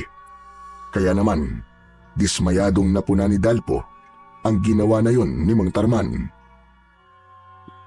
Bakit kayo nagpapakalasing? Matapang na alak ang tuba na iniinom nyo. Wala po ba kayong pakialam sa buhay nyo? Nagkakamali ka. Dito ako kumukuha ng lakas, bilis, at husay sa pakikipaglaban. Kasabay ng pagsasabi nito sa sikreto tungkol sa alak, ay umalis na ito sa kanyang harapan at mabilis na naglaw sa dilim. Si Dalpo naman ay mabilis nang tumakbo papalayo sa ilog. Nawala ang nararamdaman niyang presensya ng aswang sa paligid at mabilis na tinahak ang daan pauwi sa kanilang bahay. Pagkalipas ng ilang minutong pagtakbo, ay narating naman niya ang kinaroroonan ng kanilang bakuran. Subalit nagulat siya sa kanyang nadatnan. Paglabas ni Dalpo mula sa masukal na daan, tumigil ang kanyang mga paa at napako ang paningin sa tanawin sa tapat ng kanilang bahay. Maraming lalaki ang nakatayo roon. Mga braso ay nakatiklop. Ang mga kamay ay may hawak na bolo at sibat. Bakas sa anyo ng mga ito ang galit. Teka, anong ginagawa nila kay Lolo Seryo? Agad niyang nakilala si Raul, ang pinakamatapang at pinakamabangis sa grupo. Napako ang paningin nito sa nakatayong si Dalpo. Humakbang si Raul sa unahan, nakakunot ang noo at naglalagablab ang tingin. Para bang nais siyang lapain at sobrang galit. Ang bawat salita na lumalabas sa bibig nito ay parang apoy, mainit at puno ng paghiganti. Sa gitna ng mga lalaki, nakita ni Dalpo ang nakagapos na si Lolo Seryo. Parang pinupukpok ng maso ang kanyang dibdib dahil sa labis na pag-aalala, habang ang kanyang agimat na kris ay kanina pang walang tigil sa pag-iinit, indikasyon na may banta ng panganib sa paligid. Mabuti naman at dumating ka ng pakailamero ka. Nasaan ang hayop mong kasama? Pakawalan mo si Lolo Seryo. Wala siyang kasalanan. Ako ang kailangan niyo, hindi siya. Ang tanong ko, sagutin mo. Nasaan ang hayop mong kasama? Wala akong alam sa mga sinasabi mo. Dala ng galit ay iniumang ni Raul ang talim sa leeg ni Lolo Seryo. Hindi makasigaw ang matanda dahil sa busal sa bibig nito at nakagapos ang kamay sa likod. Nakaluhod sa lupa ang matanda. Para siyang mababaliw sa takot ng mga sandaling yun, lalo na nang matitigan ni Dalpo ang paghihirap ng kanyang Lolo Seryo. Ang mga kamay nito ay mahigpit na tinalian ng lubid. Halos bumaon na sa balat nito sa pagkakahigpit. Ang katawan ng matanda ay nakayuko, pawisan at hingal na hingal. Halata ang panghihina sa katawan at muka. Hindi lamang ito basta ginapos, pinahirapan ito. Tinutulak at binabatukan ng ilan, habang ang iba ay may hawak na patpat na pilit idinidikit sa likod ng matanda. Nanginig ang kamay ni Dalpo na may tangan sa kris, dala ng labis na galit at puot. Kapag hindi mo pinakita sa akin ang kasama mo, na bumugbog sa amin, papatayin ko matandang ito. Dumagundong ang sigawan ng mga lalaki, habang ang ilan ay nagbabantang paluin si Lolo Seryo sa ulo kung hindi lilitaw si Mang Tarman. Tsak na mapapahamak ang matanda. Ang puso ni Dalpo ay kumabog ng mabilis. Ramdam niya ang bigat ng galit ng mga ito, hindi lamang kay Mang Tarman, kundi pati sa kanya. Ang naganap sa palayan ay nag-ugat ng puot at ngayon si Lolo Seryo ang ginagamit nilang pantubos para ilabas ang lasinggerong lalaki na bumugbog sa mga ito. Ngunit natigilan ng lahat nang bigla silang nakarinig ng isang malakas na kaluskos mula sa kakawyan. Lumitaw ang mga nilalang na papasalakay sa kinaroroonan ng mga kalalakihan. Ang maiingay na sigawan ng mga lalaki ay nauwi sa takot at pagkataranta. Biglang nagdilim ang paligid at kasabay ng malamig na ihip ng hangin ay ang nakakatakot na yabag ng mabibigat na paa mula sa di kalayuan. Isa-isa mula sa likod ng mga puno, sumulpot ang mga nilalang na tikbalang. Mahahaba ang mga paa, matutulis ang mga kuko, at ang mga muka ay kalahating tao, kalahating kabayo. Ang kanilang mga mata ay kumikislap na parang baga sa dilim, at ang mga pangil ay nakalitaw, handang sumunggab dahil sa gutom at galit. Hayop na yan! Anong klaseng mga nilalang ang mga ito?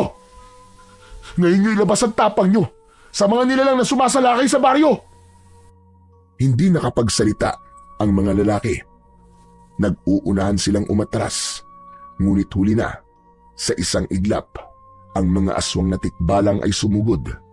Isang tauhan ni Raul ang agad na nasunggaban ng kagat sa leeg. Ang matatalim na kuko nito ay bumaon sa balikat ng mga lalaki. Sa isang kisap mata ay pinunit ng mga aswang ang balat ng tiyan ng mga lalaking nabiyag ng mga ito. Walang nagawa ang mga sandata ng mga lalaki laban sa malalakas na mga tikbalang. Umalingaw-ngaw ang sigaw ng pag-angil. Si Raul na nakikipaglaban sa mga aswang na tikbalang ay hindi na rin pinansin ang biyag nito na si Lolo Sergio, habang si Dalpo ay nanatiling nakatayo at hinayaan na lapain ng mga aswang ang mga lalaking nanakit sa matanda, habang ang kanyang paningin ay hindi inaalis sa nag-aalalang matanda. Kahit nakabusal ang bibig nito, alam niyang natatakot na si Lolo Sergio. Huwag kayong mag-alala, Lolo. Nandiyan na po ako. Ililigtas ko kayo. Itinaas ni Dalpo ang kanyang kamay at iniligtas si Lolo Sergio gamit ang kanyang agimat, habang ang mga aswang na tikbalang naman ay walang awang nilapa ang laman loob ng mga tauhan ni Raul. Ang iba naman ay agad tinadtad ng matitinding sipa ng mabibigat na paa ng aswang na tikbalang. Halos madurog ang mga buto at mga laman ng biktima. Hoy! Mga pangit na aswang na tikbalang! Ako naman ang harapin nyo! Bawat taga ng kanyang sandata sa mga aswang na tikbalang, mabilis silang bumabagsak habang nagkikisay at nasusunog ang katawan. Sinigurado ni Dalpo na hindi masasaktan si Lolo Sergio. Sa paglingon niya sa tabi ng matanda, nakita niya ang isa pang lalaki na hawak ng aswang ang leeg nito. Pinilas ng aswang ang ulo ng lalaki gamit ang pangil. Bumagsak sa lupa ang bangkay na parang manok na nagkikisay ang katawan. Ang mga natira ay nagsisigawan, nagtakbuhan, ngunit hindi nakalayo. Ang mga tikbalang ay mabilis, mabagsik at walang pakundangan sa pagwawakwak ng tiyan ng mga biktima. Pinupunit ng mga ito ang laman at sinisipsip ang dugo ng mga kalalakihan na parang inuming matagal nang hindi natitikman. Maya-maya pa ay narating ni Dalpo ang kinaroroonan ni Lolo Sergio. Mabilis niyang tinanggal ang gapos sa kamay nito, pati na ang busal sa bibig. Lolo, humawak po kayo sa kamay ko. Huwag po kayong hihiwalay sa tabi ko. Oo, Apo. Teka, sandali lang. Saan mo nakuha ang agimat na Chris? Sa ako na po ipapaliwanag sa inyo. Ang mahalaga, mailayo ko muna kayo sa lugar na to. Mahigpit na hinawakan ni Dalpo ang kamay ng matanda habang nakikipaglaban sa mga halimaw.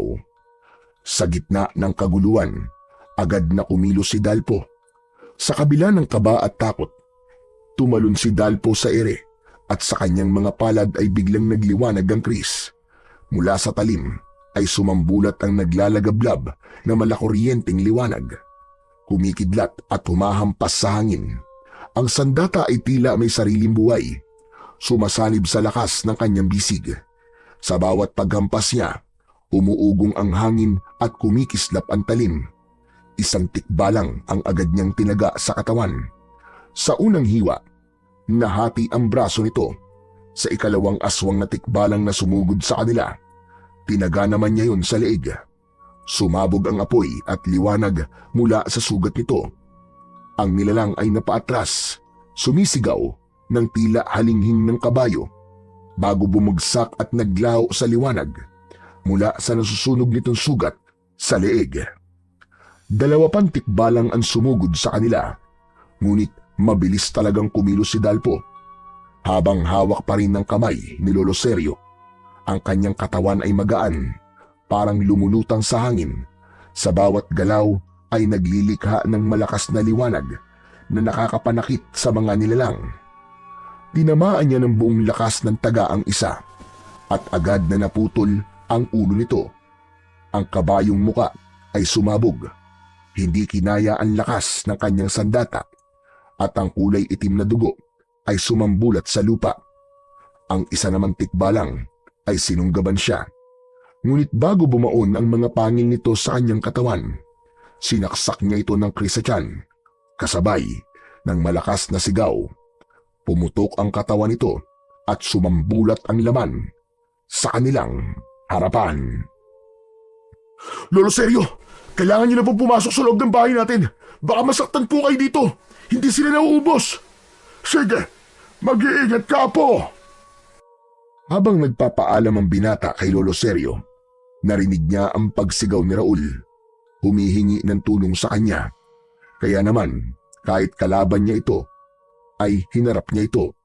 Tinulungan niya ito laban sa mababangis na halimaw. Mabilis siyang tumalon at bumagsak sa kinaroroonan ng mga ito.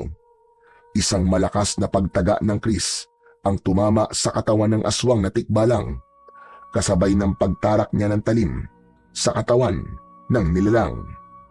Habang nagpapatayan ang mga tikbalang at ang mga natitirang tauhan ni Raul, dumating si Mang Tarman. Dala ang maraming tapayan na mayroong laman na alak.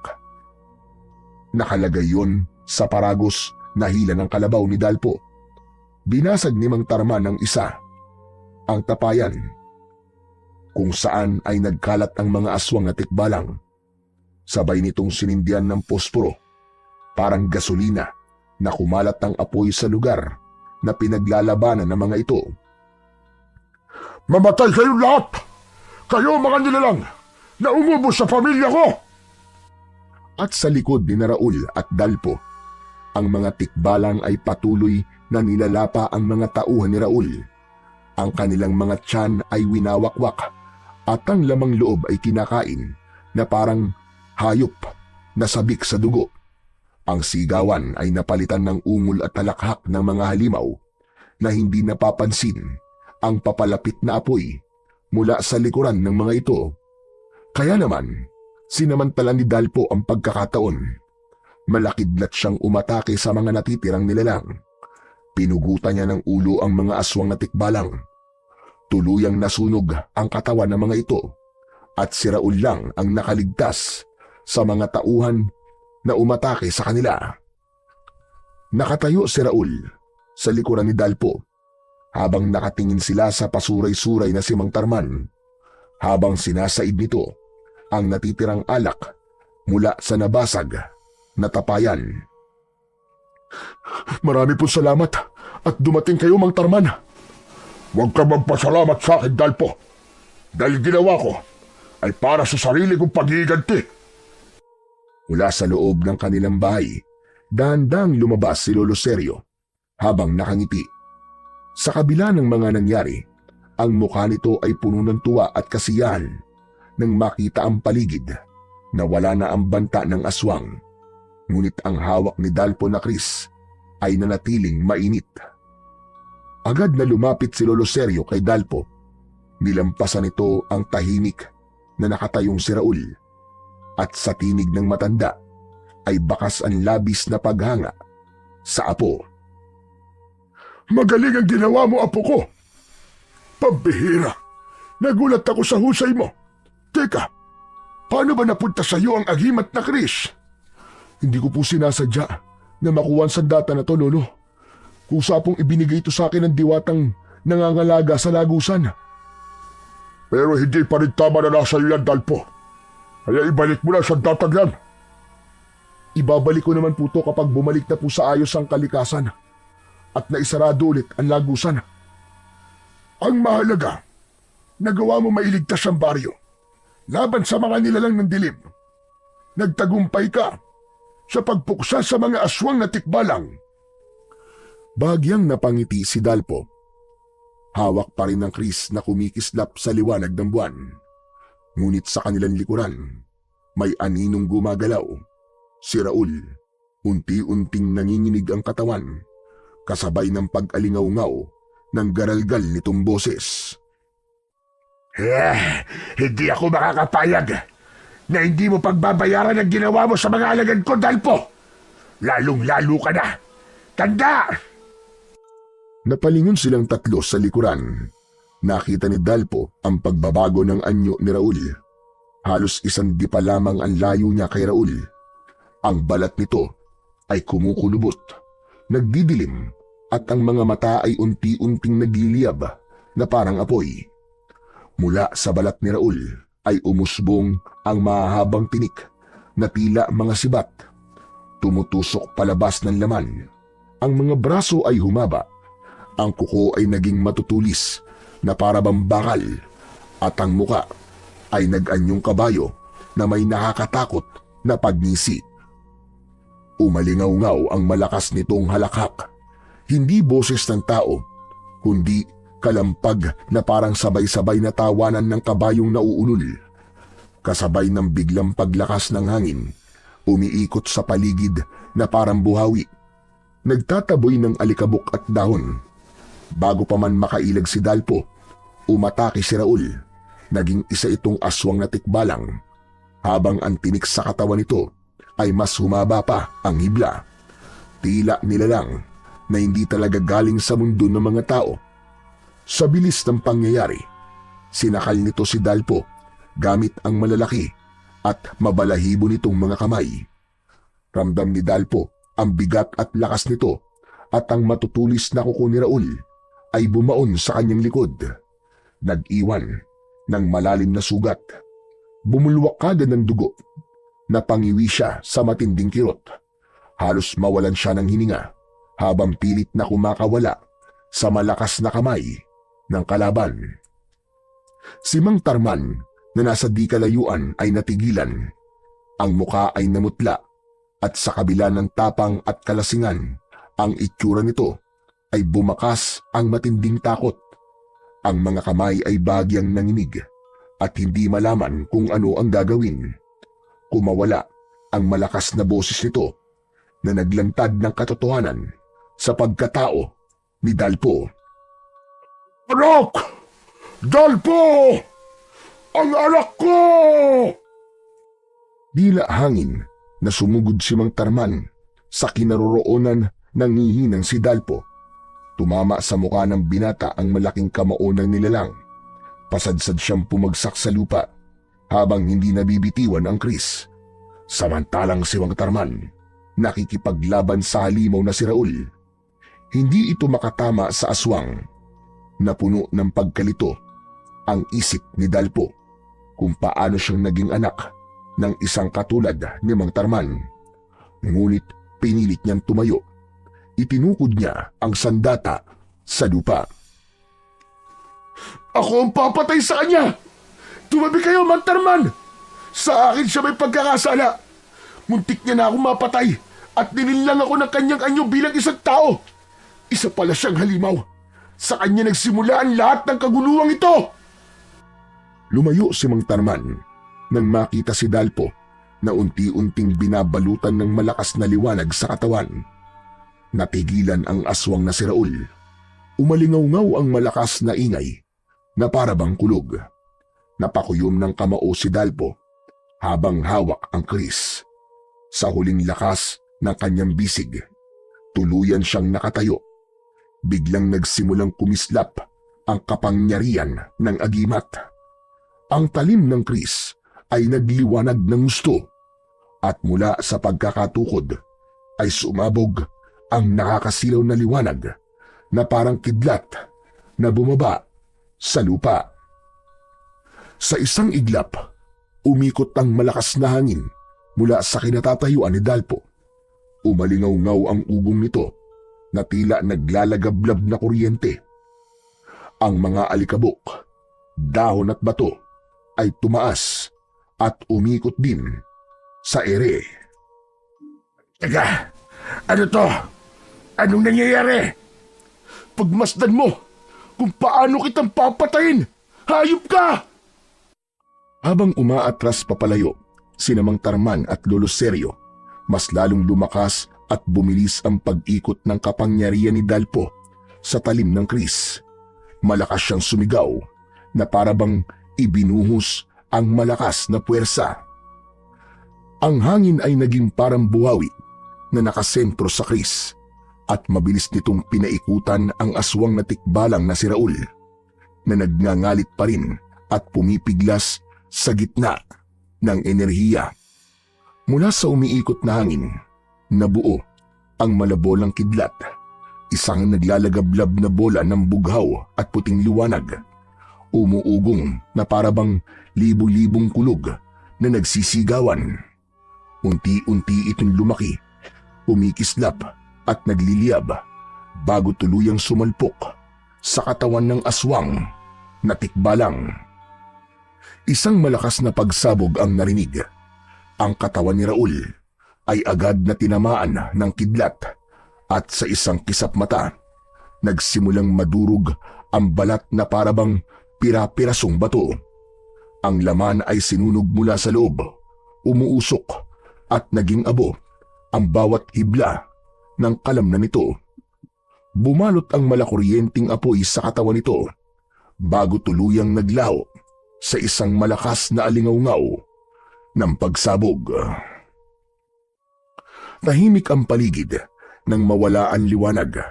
Ang hangin ay huminto at ang abo ng aswang na tikbalang ay dahan-dahang bumagsak sa lupa. Ngunit si Dalpo, na siyang pinagmulan ng kapangyarihan, ay bumigat ang katawan. Ang kanyang mga tuhod ay nanghina at halos mabitiwan na ang kris. Ang kanyang paghinga ay mabigat at ang kanyang mga mata ay nanlalabo. Ang labis na enerhiyang kumawala mula sa agimat ay umubos ng lakas ng kanyang katawan. Sa kabila ng tagumpay, ramdam niya ang matinding panghihina na parang lahat ng dugo sa kanyang katawan ay naubos. Sa tabi niya, nakatingin si Mang Tarman at Lolo Seryo, parehong mangha at nag-aalala. Nakita nila kung gaano kalakas ang kapangyarihan ng Kris, ngunit higit nilang nakita ang kapalit na pagod at panghihina ng binatang tagapagdala ng malakas na sandata.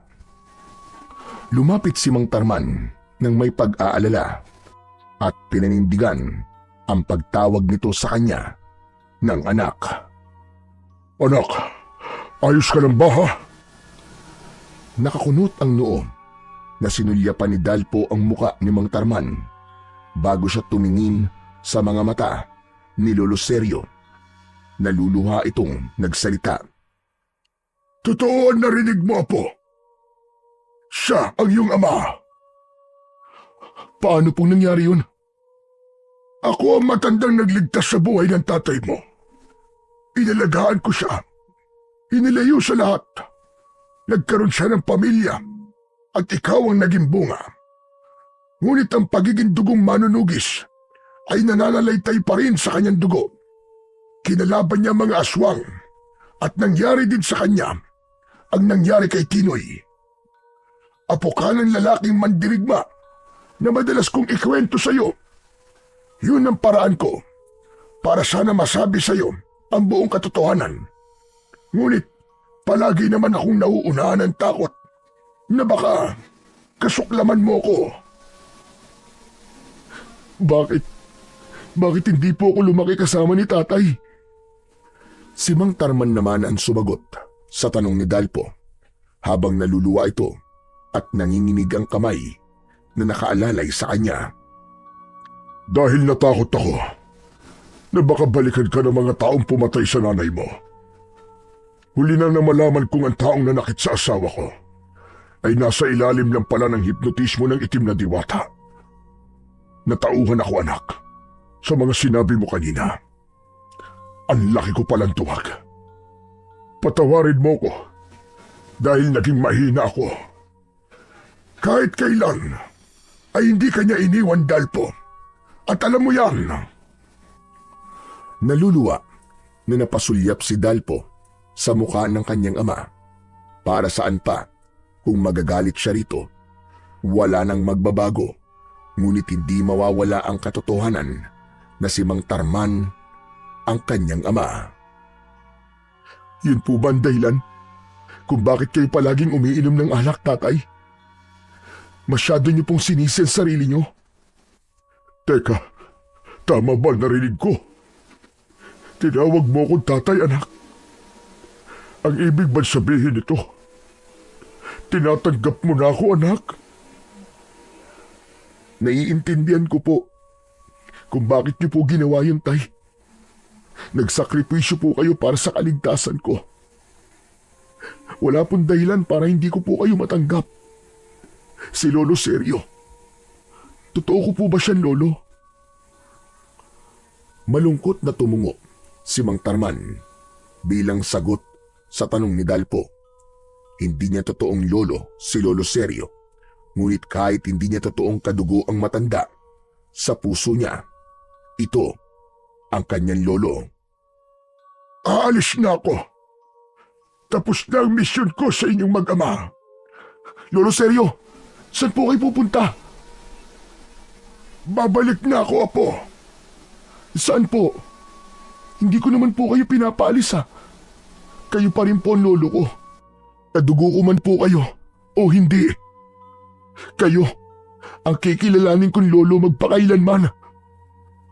Naluluwang nagyakap ang maglolo. Sa harap ng masayang si Mang Tarman, mahigpit na para bang matagal silang hindi nagkita. Ngunit biglang nagliwanag ang ilaw sa talim ng agimat na kris. Bumalot ang liwanag sa buong katawan ni Lolo Sergio. Gulat na gulat si Dalpo nang marinig ang pamilyar na boses ng matanda. Hindi siya maaaring magkamali dahil ang boses na yon ang narinig niya sa loob ng kuweba. Lolo, totoo po bang naririnig at nakikita ko? Oo, ako nga po. Ako ang naririnig mo ngayon. Ang totoong pagkatao ko, ang Lolo Sergio mo, na nag-alaga sa inyong dalawang mag-ama bilang mga tagapangalaga sa aking mahiwagan sandata.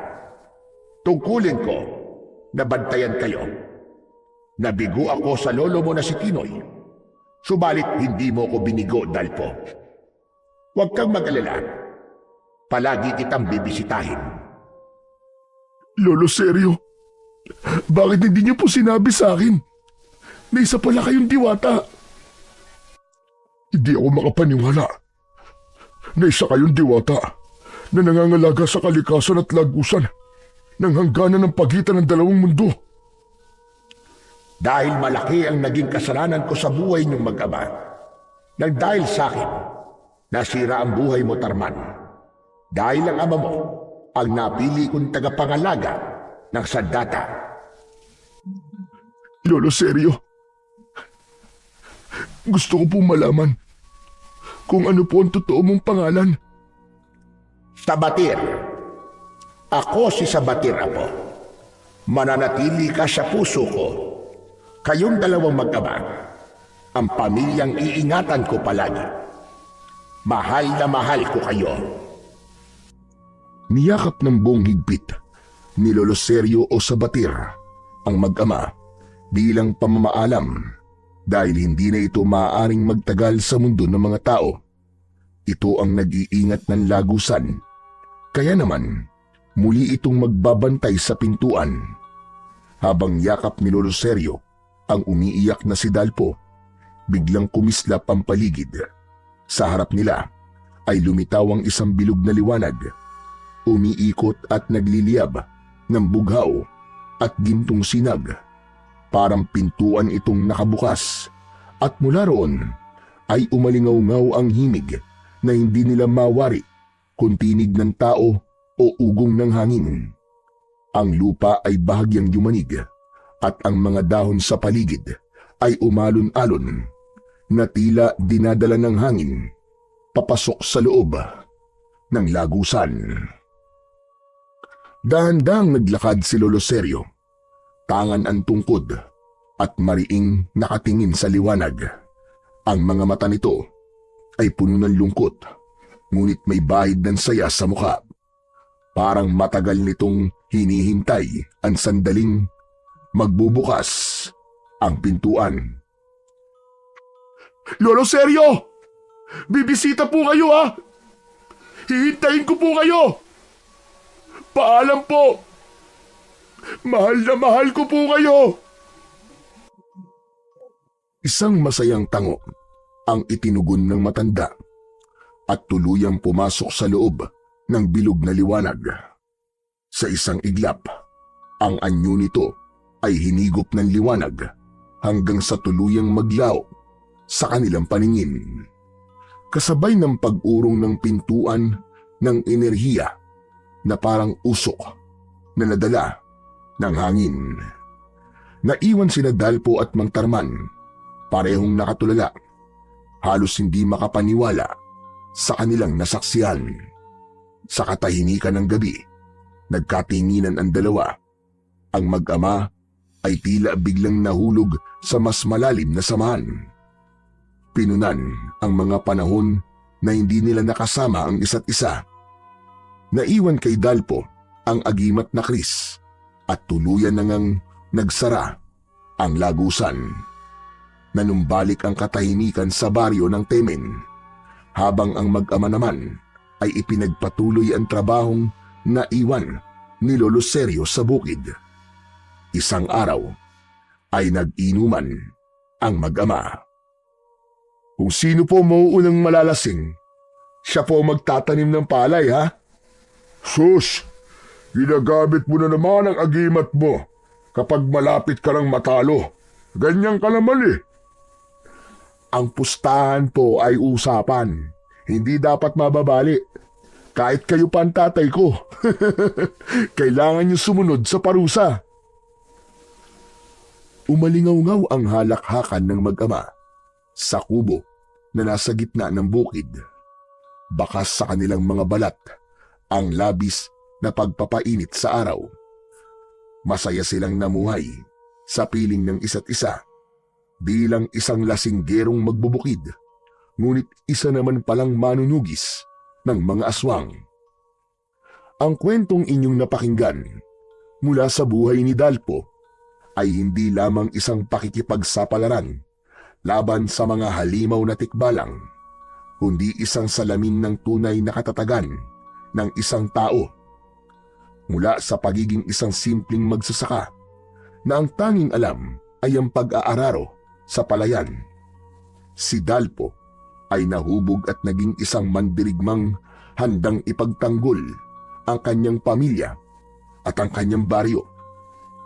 Ipinapakita ng kanyang karanasan na ang kabayanihan ay hindi lamang tungkol sa lakas ng bisig o sa talas ng sandata, kundi sa malinis na puso at matatag na kalooban na handang tumulong para sa iba. Nakita natin ang kahalagahan ng kabutihan at malasakit. Ang Chris na kanyang taglay ay hindi lamang agimat na sandata, kundi sagisag ng pananampalataya, tungkulin at pananagutan sa kapwa at pamilya, na kahit hindi kadugo ang isang tao, ay ibang pagmamahal pa rin ang uusbong sa taong tunay na nagmahal sa iyo at nag-alaga. Sa huli, ang kwento ni Dalpo ay nagsisilbing paalala na ang pinakamalakas na kapangyarihan ay nagmumula sa kabutihan. Walang halimaw, gaya ng tikbalang o kahit na anong nilalang ng dilim, ang kayang manaig laban sa puwersa ng kabutihan.